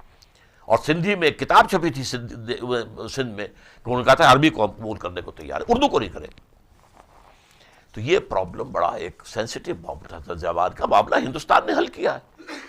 اب وہ صوبے نہیں کہلاتے، اسٹیٹس کہلاتے. ہر اسٹیٹ کی اپنی زبان ہے. صرف 3 ایک صوبے ایسے ہیں کہ جن کی زبان ہندی ہے، اسے ہندی بیلٹ کہتے ہیں. باقی ہر ایک کی اپنی زبان ہے، سارا معاملہ اپنی سطح پر جو ہے اسی زبان میں ہوتا ہے. ہاں، رابطے کی زبان انگریزی ہے، مرکز سے اور اسٹیٹ پہ کوئی کورسپونڈنس ہوگی تو انگریزی میں ہوگی بس. لیکن یہ کہ بہرحال ہم نے اس میں کوتاہی کی ہے، چنانچہ سندھو دیش بھی بنتے بنتے رہ گیا. سن 83 میں جو موومنٹ تھی ایم آر ڈی کی، اگر ذرا سے بھی سپورٹ اندرا گاندھی کی طرف سے مل گئی ہوتی تو سندھو دیش اس وقت بن گیا تھا. وہ چوک گئی اندرا گاندھی اس وقت. اللہ تعالیٰ کا ہوتا ہے فیصلہ، کیونکہ حدیث میں الفاظ آئے ہیں کہ تمام لوگوں کے دن اللہ کی 2 انگلیوں کے درمیان دل ہے، جدھر چاہتا پھیر دیتا. سن 71 میں اگر نکسن کے دل کو اللہ نہ پھیر دیتا اور اس کا ہاٹ لائن کے اوپر جو ہے کوسیجن کو بات نہ کہی گئی ہوتی کہ بند کرواؤ اس کو، اور کوسیجن نے حکم نہ دیا ہوتا اندرا گاندھی کو، تو یونیلیٹرل سیز فائر کہیں ہوتا سا؟ زیادہ سے زیادہ 6 دن کی مار تھا west Pakistan, not more than 6 days. ہماری ایئر فورس کو تقریباً انہوں نے ڈیفنکٹ کر دیا تھا، اس لیے کہ روس نے انہیں وہ دے دیے تھے ایواکس کے قسم کے جو ہیں وہ ہیلی کاپٹر، کہ ہمارا جہاز ذرا ہلتا بھی تھا تو انہیں معلوم ہوتا تھا. ہمارے جہاز کو کھماڑی میں مار گئے تھے آ کر. دونوں بڑے سیکٹرز ٹوٹ چکے تھے. صرف یہ کہ ٹکا خان صاحب ایک ٹاسک فورس لے کر بیٹھے ہوئے تھے سلیمان کی میں. باقی سیالکوٹ سیکٹر ٹوٹ چکا تھا، ان کی پیش رفت تیزی کے ساتھ جاری تھی، اور راجستھان کا سیکٹر جو ہے سندھ کا ٹوٹ چکا. بہرحال یہ ہیں چند باتیں جو میں نے آپ کے سامنے عرض کی ہیں. اب میں آپ حضرات کی خدمت میں حاضر ہوں. ڈاکٹر صاحب، میرا نام قدرت اللہ چودھری ہے، میں پاکستان اخبار کا ایڈیٹر ہوں. سوال میرا یہ ہے، جو صدارتی نظام کی تجویز آپ نے پیش کی ہے، کیا یہ نظام پاکستان میں پہلے آزمایا نہیں جا چکا؟ جی ہاں، قطعاً نہیں آزمایا گیا. صدارتی نظام اس راستے سے آیا جس راستے سے آیا کرتا ہے.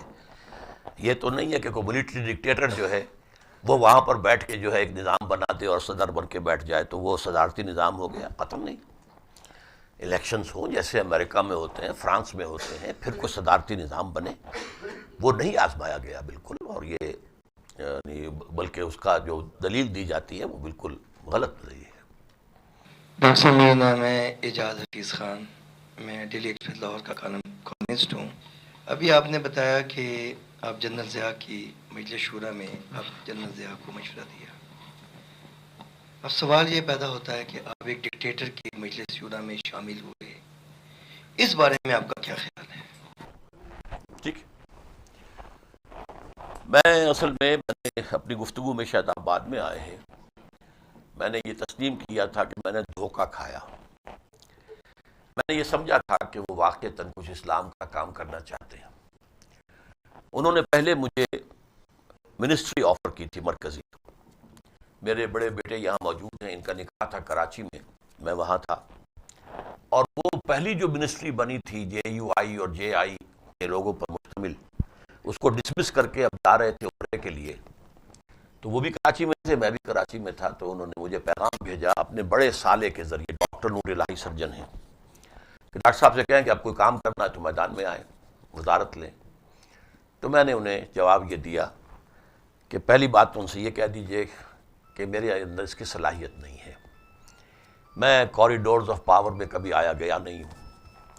دوسری بات یہ کہ آپ نے ہمیں کام نہیں کرنے دینا. آپ کی حکومت اصل میں فوج کی ہے، جیسے انہوں نے بعد میں کہا بھی کہ میری کانسٹیچوئنسی فوج ہے اور آپ ہمیں بدنام کر کے نکال دیں گے، جیسے پہلے آپ نے لوگوں کو بدنام کر کے داغدار کر کے نکال دیا. جب شورا کی بات آئی تو میں نے اس کو قبول کیا کہ میں اپنے جو جمعہ میں پڑھاتا تھا مسجد دارالسلام میں، قریب ہی ہے یہاں، تو وہاں پر بھی میں جمعے کے خطبے میں تنقید بھی کرتا تھا، مشورے بھی دیتا تھا، یہ کرو یہ نہ کرو. اور ایک مرتبہ تو ضیاء الحق صاحب بھی پہلی صف میں بیٹھے ہوئے تھے، جس میں نے ان سے یہ بھی کہا کہ آپ کے عہد میں مسلمان اور لڑکیوں کی ہاکی ٹیم باہر جا رہی ہے، اور اللہ کا شکر ہے کہ انہوں نے اسے کینسل کر دیا. بہرحال تو میں نے یہ سمجھا کہ اس میں تو میری کوئی بات نہیں ہے، میں ان کا کوئی وہ تو نہیں ہوں کہ میں ان کا الائی ہوں. شورا ہمیں مشورہ دینا ہے. لیکن وہاں جا کر مجھے محسوس ہو گیا کہ یہ اصل میں سب ایک صرف شو بز کے سوا کچھ نہیں ہے. اسلام کا کوئی ارادہ ان کا نہیں ہے. صرف امریکن جو پبلک اوپینین ہے اسے دھوکہ دینے کے لیے کہ میری خالص فوجی حکومت نہیں ہے بلکہ سویلینز بھی ساتھ ہیں. تو میں صرف 2 مہینے کا تو مجرم ہوں، اس کا میں اعتراف کرتا ہوں. اصل میں بات کیا ہے کہ اب جب آ جاتی ہے فوج کی حکومت تو آپ کیا کرتے ہیں؟ ظاہر بات ہے وہ حکومت تو ہے، آپ کو پسند ہو یا نہ پسند ہو، ہے تو صحیح، ڈی فیکٹو تو ہے۔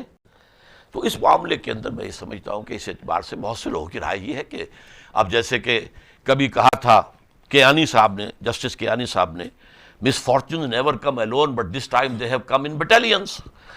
تو اب جب بٹالینس آ جائیں تو کیا کرے گا چیف جسٹس بھی؟ کیا کرے گا؟ اچھا بھائی 90 دن میں چلے جانا، اب وہ 90 دن 900 دن بھی ہو سکتے ہیں۔ بہرحال میں مانتا ہوں میری غلطی تھی یہ، اور میں اس کو میں نے اوپنلی تسلیم کیا ہے۔ ڈاکٹر حسن اختر ناز ہوں اور institute of communication studies Punjab university میں استاد ہوں اور ڈیلی پاکستان میں کالم لکھتا ہوں۔ آپ نے یہ جو فرمایا کہ صدارتی نظام جو ہے وہ آنا چاہیے، لیکن جیسے آپ نے وہ ضیاء الحق کے دور کا اپنا تجربہ، بٹر ایکسپیرینس جو ہے اس کا ذکر کیا، تو کیا اس وقت کے جو حالات ہیں اور فوج کا جو اقتدار ہے اور فوج جس طرح سیاست اور ہر ادارے پر قابض ہے، کیا آپ سمجھتے ہیں کہ اس صورتحال کے اندر کوئی صدارتی نظام اس طرح کا آئے گا کہ فوج کا اس میں کوئی دخل نہیں ہوگا؟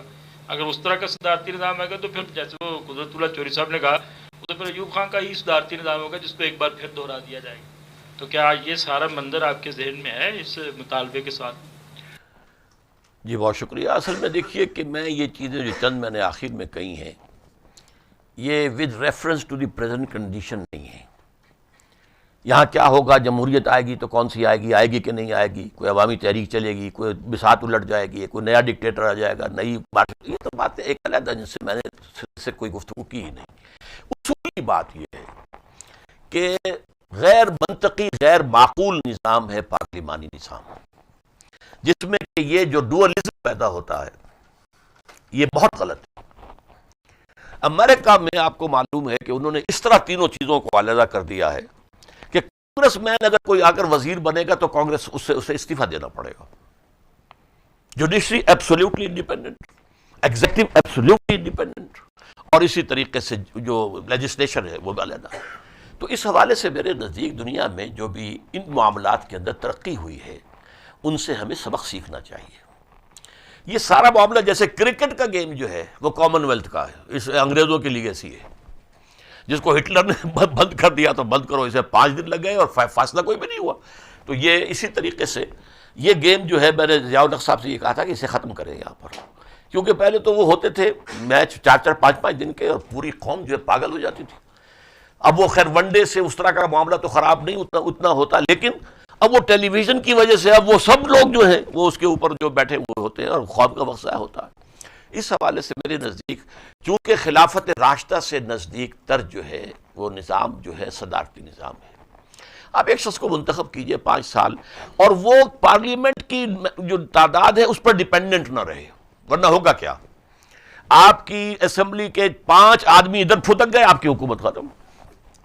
لہذا ہر پرائم منسٹر کا سارا زور ہوتا ہے انہیں خوش رکھو، انہیں یہ دو، انہیں وہ دو، انہیں یہ دو، یہ پھدک نہ جائے۔ مینڈکوں کی پسیری، چند مینڈک پھدک کے چلے گئے تو پھر حکومت ختم ہو جائے۔ وہاں یہ کیا ہے، کچھ بھی ہو۔ کانگریس میں سینٹ میں وہ حکومت جو اکثریت تھی ریپبلکنز کی تھی، اور وہاں ڈیموکریٹس آئے، چلے 5 سال تک چلے، اپنے انہوں نے وعدہ پورا کیا۔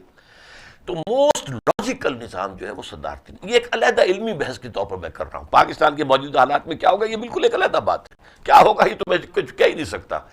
پتہ نہیں یہ بساط الٹے کیا ہو، نیا مارشل لا آ جائے، اور کیا یہ کہ اگر ڈیسٹیبلائز ہو جاتا ہے، اگر کوئی واقعی عوامی تحریک چلتی ہے تو پھر جو امریکہ کا پھر اس پہ کیا رد عمل ہوگا، یہ تو ساری چیزیں جو ہے وہ میری آج کی گفتگو سے علیحدہ، اصولی بات صرف میں کر رہا ہوں۔ ڈاکٹر صاحب میرا نام شہباز انور ہے، روزنامہ ایکسپریس سے تعلق ہے۔ آپ نے جو تجزیہ پیش کیا پاکستان کا موجودہ حالات میں بین الاقوامی تناظر میں، بلا شبہ وہ بہت اچھا، اور شک نہیں اس میں کہ آپ نے بہت ہی تفصیل سے بیان فرمایا، لیکن آپ نے ان مسائل کا جو حل بیان کیا ہے وہ میری نظر میں کوئی نیا نہیں ہے آپ کی طرف سے۔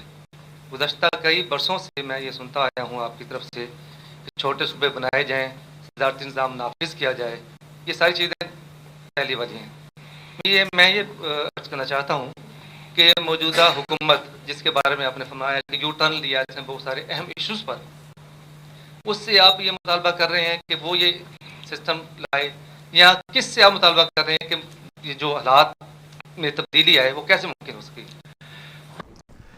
جی ہاں، میں نہ تو مشرف سے مطالبہ کر رہا ہوں نہ اس کی حکومت سے. مجھے سرے سے کوئی خیر کی امید ہے ہی نہیں. میں تو آپ حضرات کے سامنے رکھ رہا ہوں کہ آپ اسے جو فیس ویلیو کے اوپر جج کریں، اس کے بارے میں رائے قائم کریں. آپ رائے عامہ کو کی رہنمائی کرنے والے لوگ ہیں، آپ اس کو لوگوں کے سامنے لائیں. چھوٹے صوبے، یہ بھی نہ معلوم کب سے لوگ کہہ رہے ہیں. پاکستان کے ویل وشرز جو ہیں انہوں نے ہمیشہ کہا، کبھی 14 صوبوں کی بات ہوئی، کبھی 12 کی بات ہوئی ہے، لیکن پتہ نہیں کیا ہے کہ معلوم ہوتا ہے کہ آسمان سے اترے ہوئے ہیں یہ صوبے، اور یہ صوبائیت کی لعنت ختم ہی نہیں ہو سکتی جب تک کہ ان کو توڑا نہ جائے. حالانکہ نئے ڈویژن بن گئے، نئے ضلع بن گئے، لیکن صوبوں کا معاملہ جو ہے کوئی بہت ہی زیادہ مقدس ہے، اور اس کی وجہ سے جو آپ کے ہاں صوبائیت ہے اور اس کا جو ہے علاج وہی ہے. تو میں تو صرف اس وقت آپ حضرات سے بات کر رہا ہوں. مشرف سے مجھے کوئی توقع نہیں، نہ کسی اور سیاسی جماعت سے توقع ہے. ڈاکٹر صاحب، میرا نام سرفراز سید ہے، میں روزنامہ اوصاف سے تعلق رکھتا ہوں. میں ایک عرصے سے آپ کی تحریک خلافت کا مطالعہ کرتا رہا ہوں. مجھے ذرا یہ بتائیے کہ ملت اسلامیہ پہلے ہی 5 فقوں میں تقسیم ہے. آپ جس خلافت کا یا نظام اسلام کا مطالبہ کر رہے ہیں یا تحریک چلا رہے ہیں، اس میں کون سی فقہ نافذ ہوگی؟ بہت شکریہ. اصل میں اس سوال کا جواب میں نے 20 اگست 1980 کو دیا تھا، جو ضیاء الحق صاحب نے پہلی علماء کنونشن بلائی تھی. میرے نزدیک جو یہ فقہیں ہیں یہ ختم نہیں ہو سکتی. ان کی 1200 سال کی عمر ہے اور یہ بڑی گہری ہے. پرسنل لاء میں ان سب کو تسلیم کیا جائے کہ جو پرسنل لاء آپ اپنا رکھنا چاہتے ہیں حنفی، اور جو رکھنا چاہتے ہیں شافعی، جو رکھنا چاہتے ہیں جو شیعہ جو ہے جعفری، وہ رکھ پرسنل لاء. لیکن پبلک لاء میں کسی فقہ کو نہ مانا جائے. کتاب و سنت اور پارلیمنٹ جو ہے، جو علامہ اقبال نے کہا تھا اجتہاد کرے اور وہ قانون بنائے.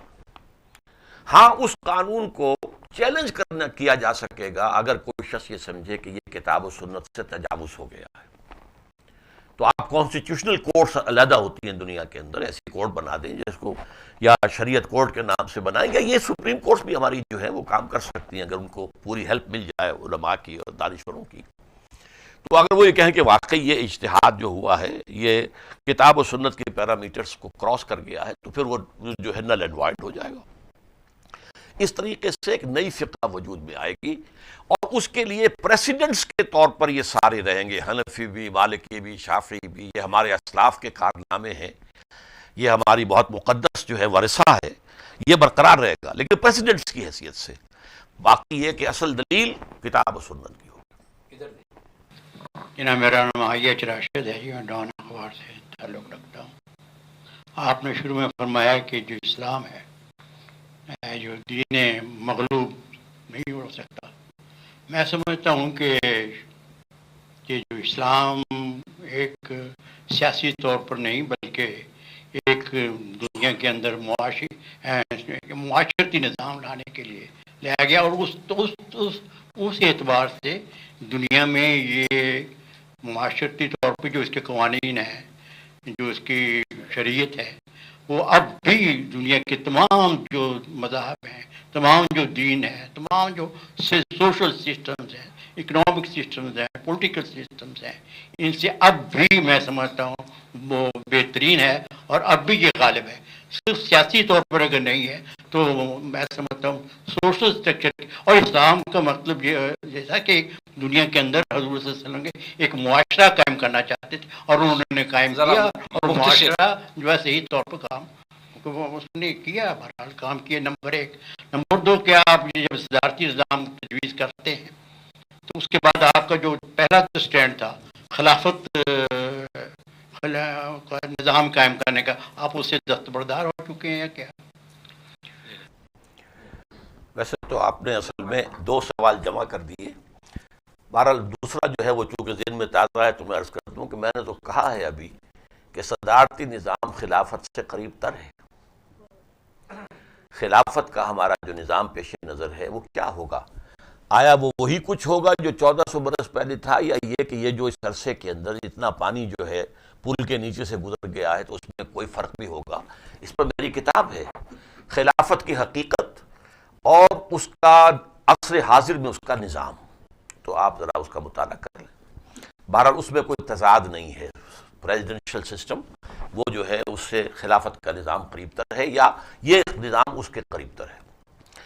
جہاں تک پہلی بات تھی آپ کا، میں مطلب یہ سمجھاؤں اگر آپ اس کو تسلیم کر لیں کہ اسلام علمی اعتبار سے تو آج بھی غالب ہے، عملاً نہیں ہے. اور اسلام صرف معاشرہ پیدا نہیں کرنا چاہتا، اسٹیٹ بنانا چاہتا ہے. صرف معاشرہ نہیں، معاشرہ بھی اس کا ایک حصہ ہے، اور اس کے اندر معیشت کا معاملہ بھی ہے، سود کا معاملہ ہے، جوئے کا معاملہ ہے، فلاں چیزیں ہیں وہ معاشرتی نظام کے اندر آتی ہیں. تو ایک جو میں نے اسی لیے کہا تھا کہ اسلام مذہب بھی ہے. مذہب 3 چیزوں پر مشتمل دنیا میں مانا جاتا ہے، اور سب یہ تسلیم کرتے ہیں کہ مذہب جو ہے وہ پرائیویٹ افیئر ہے، اور اس کو جو چاہے کوئی شخص ایک خدا کو مانے، 100 کو مانے، کسی کو نہ مانے، آسمان کو پوجے، چاند کو پوجے، درختوں کو پوجے، جو چاہے پوجے. اور جو سوشل کسٹمز ہیں اس کے اندر وہ چاہے مردوں کو جلائے چاہے دفن کرے، یہ آزاد، ہر شخص آزاد ہے. لیکن ریاست جو ہے وہ آج سیکولر ہے. اس کا کسی مذہب سے، کسی آسمانی ہدایت سے، کسی ڈیوائنلی ریویلڈ قانون سے کوئی تعلق نہیں. اسلام یہ چاہتا ہے کہ وہ مذہبی آزادی تو ہو سب کو، اس میں جو ہے ہمارا اور ان کا معاملہ ایک ہے. اسلام نے بھی جب فتوحات کی ہیں تو کسی یہودی کو مجبور نہیں کیا گیا کہ وہ اسلام لے آئے، کسی عیسائی کو مجبور نہیں کیا گیا، کسی ہندو کو نہیں، ورنہ 800 برس یا مسلمانوں نے حکومت کی. اگر جبر کے ذریعے سے مسلمان بنایا گیا ہوتا تو یہاں ہندو کو بچ جاتا، لیکن نہیں. یہ ان کا معاملہ ہے، رہے وہ ہندو رہے، مجوسی رہے، جو چاہے رہے، لیکن نظام اللہ کا ہوگا. دی پولیٹیکو سوشو اکنامک سسٹم یہ ہے اصل میں جو دین کا تقاضا ہے. نظام، وہ نظام صرف جو ہے وہ حضور کا دور اور 30 برس خلافت راشدہ بس. اس کے بعد میں خود بتا چکا ہوں علامہ اقبال کے حوالے سے، it was a period of Arab imperialism and later on Turk imperialism.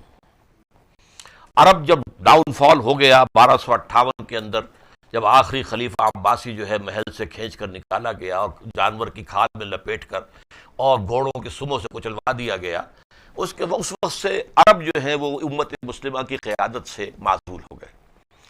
اس کے بعد جو کچھ ہوا ہے پھر وہ ایک نئی قوت سامنے آئی ہے، تاتاری ہے. آیا فتنہ تاتار کے افسانے سے پاسباں مل گئے کعبے کو صنم خانے سے. وہ بھی امپیریلزم تھا، وہ مغل تھا، صفوی تھا، آٹومان تھا، امپیریلزم. اسلام ایک دفعہ آیا تھا اور ایک دفعہ اب آئے گا. حضور کی دی ہوئی خبریں ہیں، وہ میری اس کتاب کے اندر ہیں، وہ احادیث وغیرہ. اور اس مرتبہ وہ آئے گا تو اب یہ دور گلوبلائزیشن کا ہے، وہ گلوبلائزڈ ہوگا. جمیل اطہر میرا نام ہے، میں روزنامہ تجارت اور روزنامہ جرأت کا ایڈیٹر ہوں. ڈاکٹر صاحب، میں آپ کے کام کا جو آپ اب تک کرتے رہے ہیں ایک معمولی ادنا طالب علم ہوں. میں نے آپ کو کلفٹن میں ڈاکٹر عثمانی صاحب کے ساتھ کام کرتے ہوئے بھی دیکھا. لاہور میں جب آپ نے پہلا درس حاجی برکت علی صاحب کے مکان پہ دیا، اس میں بھی میں شریک تھا. اور جب مسجد خضرہ سمن آباد میں آپ نے درس کا سلسلہ شروع کیا تو وہاں بھی میں شریک ہوتا رہا اور سنتا رہا آپ کو. میرا سوال یہ ہے کہ آپ جماعت اسلامی میں تھے اور آپ نے فرمایا کہ علامہ اقبال کے بعد آپ مولانا مودودی سے متاثر ہوئے، لیکن یہ بھی ایک حقیقت ہے کہ آپ نے مولانا مودودی سے اپنا راستہ الگ کر لیا. میرا سوال یہ ہے کہ آج اتنے سال گزرنے کے بعد آپ خود اپنے منصف بن کے بتائیے کہ آپ نے مولانا مودودی سے اپنا راستہ الگ کر کے جماعت کو کس حال پہ چھوڑ دیا، اور خود جو کام شروع کیا اس کے کیا نتائج برآمد ہوئے. دوسرا سوال میرا یہ تھا جو راشد صاحب نے آدھا اچک لیا کہ آپ نے فرمایا کہ انقلاب ہی راستہ ہے پاکستان میں تبدیلی کا، اور آپ نے فرمایا کہ انتخاب راستہ نہیں ہے.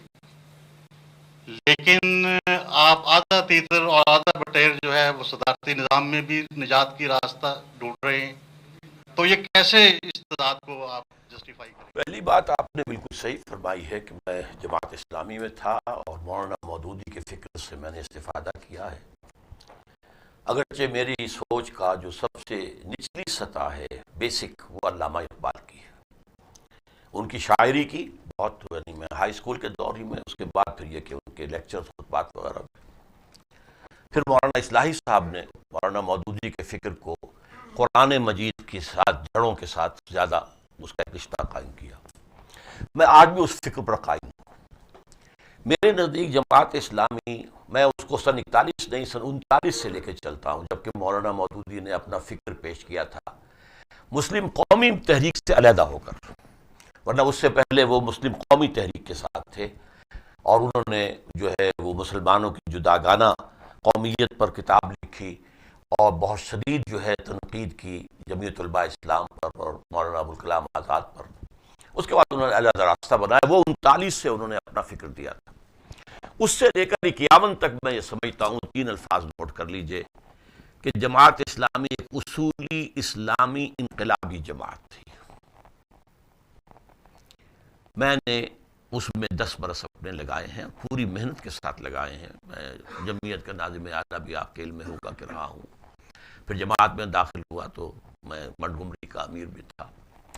لیکن یہ کہ الیکشن کے راستے پر آ کر میرے نزدیک جماعت کی نوعیت بدل گئی، وہ ایک اسلام پسند قومی سیاسی جماعت بن گئی۔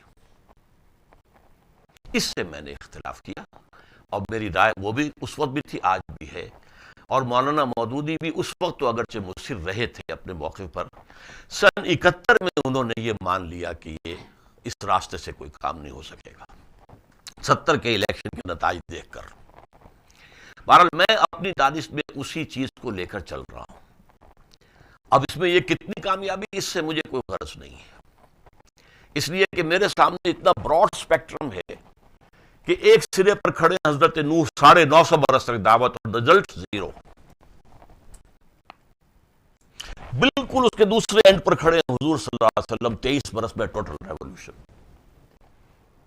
اب معاملہ تو نہ خود سے آگے جا سکتا ہے، نہ اس سے آگے جا سکتا ہے، درمیانی میں کہیں آئے گا۔ حضور نے جو کارنامہ کر کے دکھایا 23 برس میں، وہ ہم اگر 3 4 5 نسلوں کے اندر کر دیں تب بھی بڑی بات ہے، ہوگا ضرور، ہونا ہے۔ باقی میرے نزدیک اصل شے کیا، جو میں نے ابتدا میں عرض کیا تھا، 7 نکات وہ آپ نے نوٹ کیے ہوں گے، کہ اس کے لیے اس ایمان کی ضرورت ہے جس میں یقین کی گہرائی بھی ہو اور فہم اور تفقہ، انڈرسٹینڈنگ، انٹلیکچوئل ڈائمنشن بھی موجود ہے، اور اس کے لیے میں نے جد و جہد کی ہے۔ میں بہت مطمئن ہوں اپنی زندگی میں جو میں نے کام کیا ہے اس پر، نتائج کہاں کب نکلے گے یہ اللہ جانے، یہ میرے ہاتھ میں نہیں ہے، میرے اختیار میں نہیں ہے۔ بہت سے نبی دنیا سے ایسے گئے کہ اپنے سائے کے سوا کوئی ساتھی آیا ہی نہیں، تو they were not to be blamed۔ قوم بلیم جو ہے اس کو بلیم جاتا تھا کہ اس نے ریسپانس نہیں دی۔ اگر حضور کو بھی ریسپانس نہ ملتی تو اگلے قدم کیسے اٹھاتے آپ؟ اگر ساتھی مل گئے جانثار جنہوں نے کہا کہ جہاں آپ کا پسینہ گرے گا وہاں ہمارے خون کی ندیاں بہیں گی، پھر آپ نے قدم اٹھایا، ورنہ کیسے اٹھاتے؟ اچھا، باقی جہاں تک یہ صداقتی وغیرہ کا معاملہ ہے، دیکھیے 2 باتیں علیحدہ ہیں پلیز۔ ایک ہے کسی ملک میں اسلام لانا، یہ انقلاب کے ذریعے ممکن ہے، انتخاب کے ذریعے نہیں ہوگا۔ انتخاب جو ہے ہوتے ہی ہے نظام چلانے کے لیے، بدلنے کے لیے تو ہوتے ہی نہیں۔ ریپبلکنز اور ڈیموکریٹس امریکہ میں ان کا کوئی نظام کے بارے میں اختلاف ہے،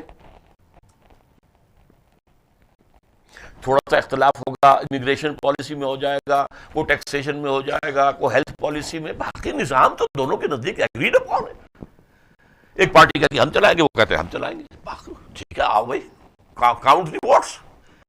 اسی طرح کنزرویٹو لیبر پارٹی میں برطانیہ میں کوئی نظام کے بارے میں اختلاف ہے۔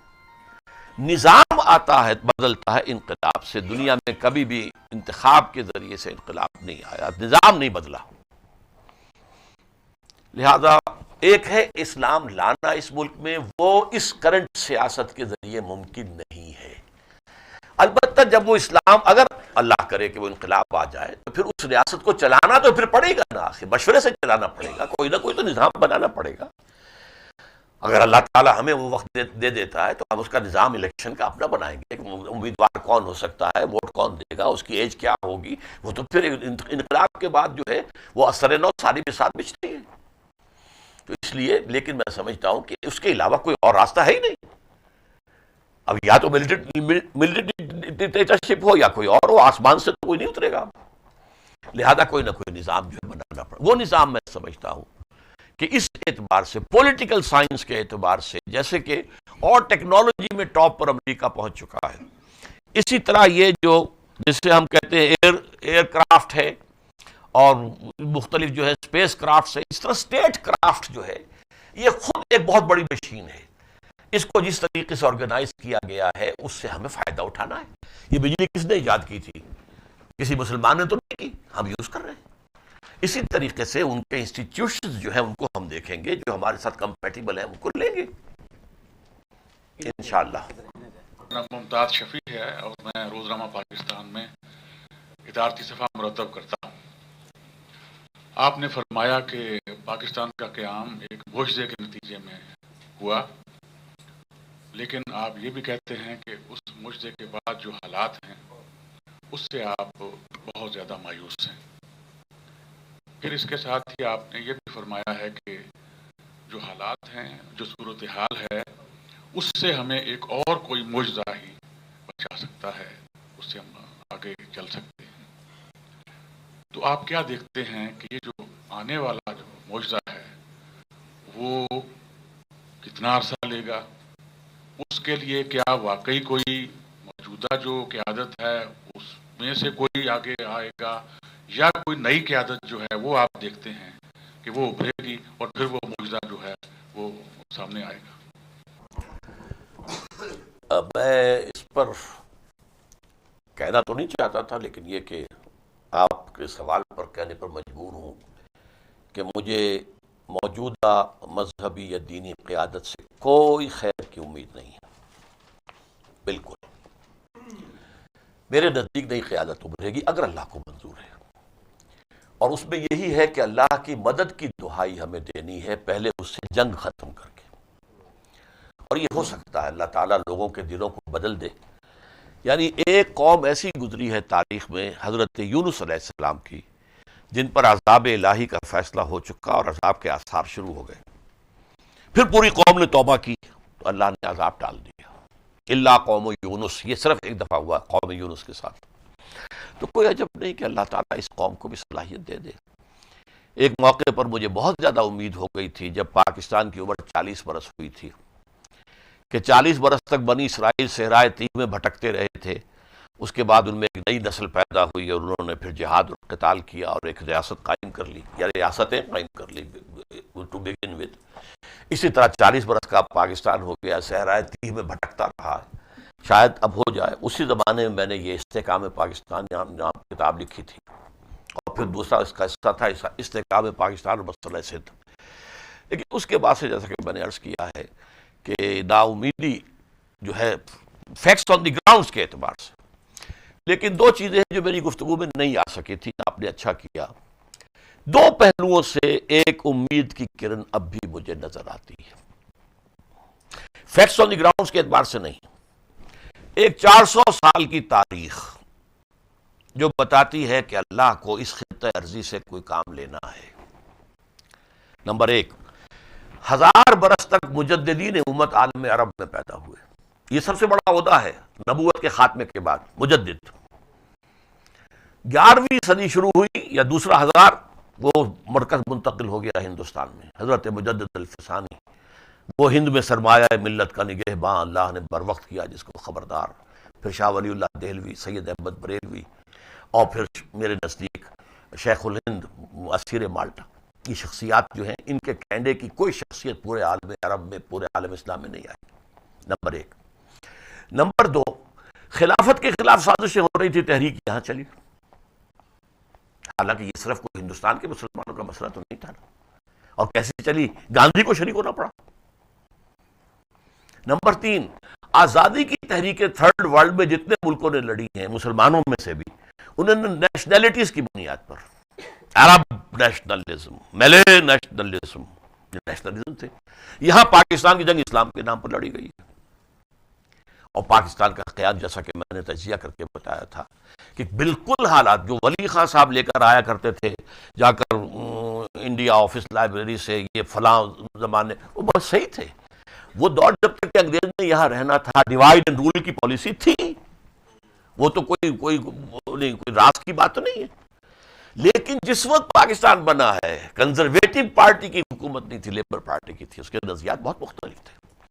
اس اعتبار سے میں سمجھتا ہوں کہ اس میں بہرحال کوشش بھی تھی جو ہوئی ہے. علامہ اقبال کی کوشش ہے، اور میں پھر قائد اعظم نے جو بھی سن 37 سے 47 سے 10 برس تو کام کیا ہے، اور اس کے بعد اللہ تعالیٰ کی طرف سے معجزہ بھی ظاہر ہو گیا. تو یہ معجزہ اب بھی آ سکتا ہے. اس کا کوئی ٹائم ٹیبل نہیں، میں نہیں دے سکتا. فاروق عالم انصاری میرا نام ہے، اور روزنامہ پاکستان میں لکھتا ہوں. میرا سوال یہ ہے کہ یہ جو مجدد ہے، یہ تمام فرقے اس پر متفق ہیں یا کسی ایک فرقے کا مجدد ہوتا ہے؟ نہیں، میرے نزدیک یہ ہے کہ تاریخ میں جن کو مانا گیا ہے ان کو سبھی مانتے ہیں. اب وہ عمر بن عبدالعزیز کا معاملہ ہے، اس کے بعد جو شیخ عبد القادر جیلانی رحمۃ اللہ علیہ کا، امام غزالی کا، کوئی اختلاف نہیں ان کے بارے میں. یہ فرقوں سے کوئی تعلق اس کا ہے ہی نہیں. اب میں نہیں کہہ سکتا، اگرچہ میرے نزدیک جو حضرت مہدی کا جو ان کا تصور تھا ہے، میں سمجھتا ہوں کہ وہ بھی اسی سلسلے کی آخری کڑی ہوں گے. ڈاکٹر صاحب، میرا نام لطیف چودھری ہے، ڈیلی ایکسپریس سے میرا تعلق.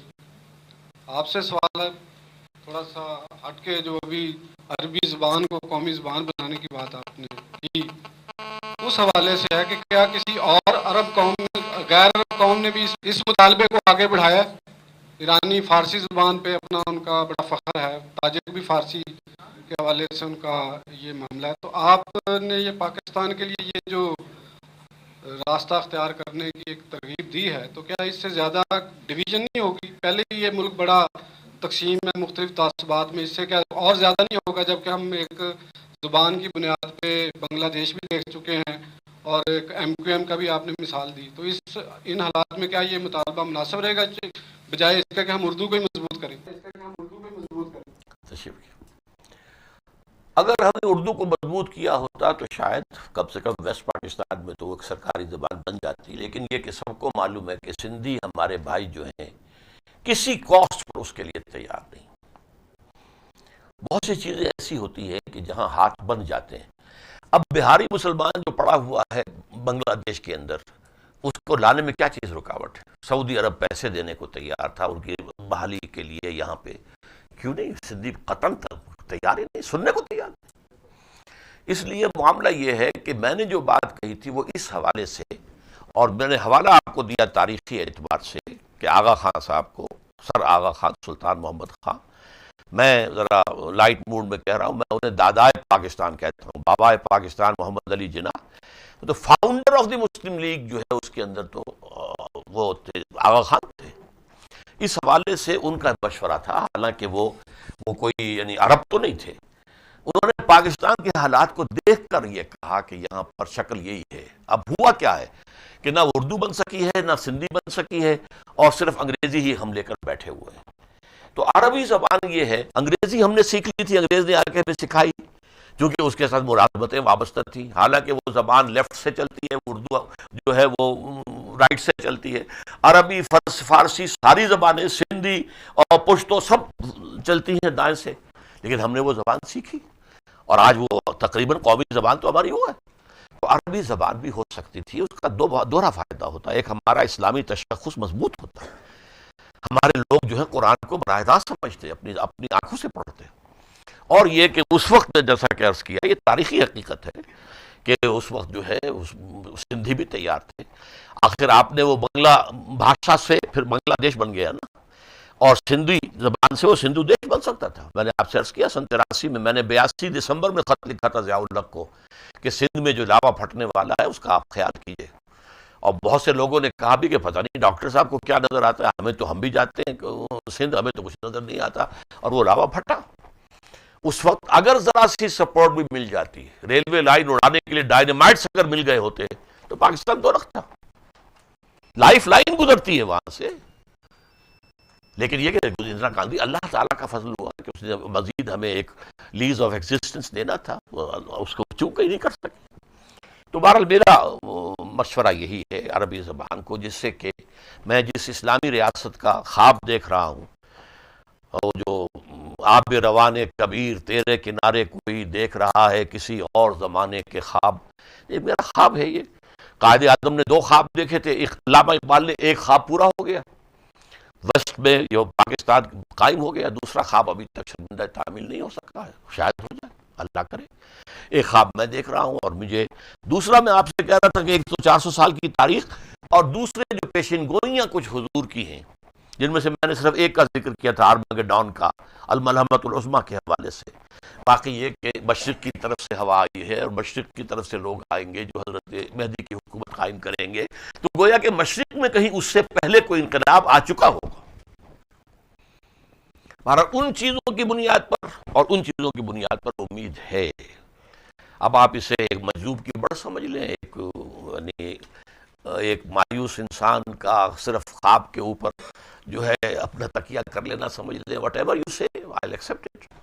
ڈاکٹر صاحب میرا نام نوید اقبال ہے، میں جامعہ پنجاب میں انسٹیٹیوٹ آف کمیونیکیشن اسٹڈیز میں استاد ہوں۔ میرا سوال آپ کے وہ ان مثبت اور منفی پہلوؤں سے اخذ کرتا ہے جو آپ نے پاکستان کے وجود کا موجب قرار دیے ہیں، کہ اگر آج بھی ہم اسلامی گلوبلائزڈ انقلاب جس کو آپ نے کہا ہے اس کے منتظر ہیں یا اس کے لیے کوشاں ہیں، تو وہ منفی پہلو جو ویسٹ اور یہود کے ڈر کا ہے، خوف کا ہے، اس پر قابو پانے کے لیے آپ کون سے عملی حل جو ہیں وہ تجویز کرتے ہیں؟ میرے پاس اس کا ایک ہی حل ہے۔ یہود ہوں یا نیو کونز ہوں، بش ہو، امریکہ ہو، اگرچہ وہ امریکہ اس وقت جو ہے سول سپریم پاور آن ارتھ کی حیثیت اختیار کر گیا، لیکن civil supreme power of the universe کوئی اور ہے، وہ ڈیفنکٹ نہیں ہے، معطل نہیں ہے، اللہ تعالیٰ۔ اس کی مدد کا مستحق بننا پڑتا ہے پہلے، پھر مدد آتی ہے۔ لہذا اگر ہم یہ کام کریں اور اللہ تعالیٰ ہمارے جو بھی صبر اور ثبات کا امتحان لے کر اور پھر ہمیں مدد دے گا، تو کوئی نہ بش کچھ کر سکے گا نہ کوئی۔ آپ کو معلوم ہے کہ ایران کا انقلاب کس طریقے سے بڑھ گیا۔ 30 ڈویژن آرمی رشیا کی موجود تھی اس کے سرحد کے اوپر۔ امریکہ میں اس زمانے میں میرا کافی آنا جانا تھا، تو RDF ریپڈ ڈپلائمنٹ فورس پہ گفتگو ہو رہی تھی کہ ایران میں روس تو جو ہے چند گھنٹوں میں داخل ہو جائے گا اور ہمیں لگ جائیں گے 15 دن، لہذا کوئی اپنے جو ہے بیسس جو ہے وہاں بنائے جائیں ایران کے پاس۔ لیکن یہ روس اور امریکہ نے ایک دوسرے کو یوں تھام لیا اور نیچے وہ انقلاب آ گئے، اور انہوں نے اتنی بڑی مہم بھیجی تھی اپنے ہاسٹیجز کو، اور وہ بالکل جو ابابیل جو چڑیوں والا معاملہ جو قرآن مجید میں وہ اس کے ساتھ ہو گیا۔ ان کے سپوٹنکس جو ہیں اور ان کے جو ہیں وہ این جا کر مریخ کے اوپر بھی این وقت کے اوپر ٹو دی سیکنڈ وہاں اترتے، اور وہاں پر جا کر کیا ہوا، ایک آندھی آئی اور جیسے غزوہ احزاب میں ہوا تھا، اس آندھی نے جو ہے سارے اکھاڑ دیے خیمے اوپر۔ تو ہمیں اصل میں اپنا فرض سمجھ کر اور اس اعتبار سے اگر پاکستان سے محبت ہے، یہ میں اگر اس لیے کہہ رہا ہوں، اب ہمارے ہاں انٹیلیجنسیا میں کافی بڑا طبقہ ہے جو سمجھتے ہیں یہ تھی ہی غلطی، اور ہمارا نوجوان جو ہماری نسل ہے وہ واقعتاً اب اس کو سمجھتی ہے کوئی جواز ہے ہی نہیں، اب تو کوئی جواز ہی نہیں ہے۔ آپ سوچئے تو صحیح، وہی نظام وہاں وہی یہاں، بلکہ وہ ہم سے بہتر ہے، انہوں نے جاگیرداری کا تو خاتمہ کر دیا تھا۔ سود کا نظام وہاں پر ہے، سود کا نظام یہاں پر ہے، اور اب جو وہ معاشرتی کو تھوڑا سا اونچ نیچ تھی اس کے اندر جو ہے اب جو سیلاب آ رہا ہے وہ تو بالکل ایک جیسی معاشرت ہو جائے گی۔ سونیا گاندھی کا یہ بیان جو تھا ایک زمانے میں آیا تھا کہ we have already conquered Pakistan, ہم نے پاکستان کو ثقافتی اعتبار سے culturally we have conquered. Go and see the video shops of Karachi, they are full of Indian films, videos of Indian films. تو یہ صورتحال ہے اصل میں کہ اس میں اگر ہمیں کام کرنا ہے تو اس کے لیے راستہ جیسا کہ میں نے کہا ہمیں جد و جہد کرنی ہوگی، اور اس میں قربانیاں دینی ہوں گی۔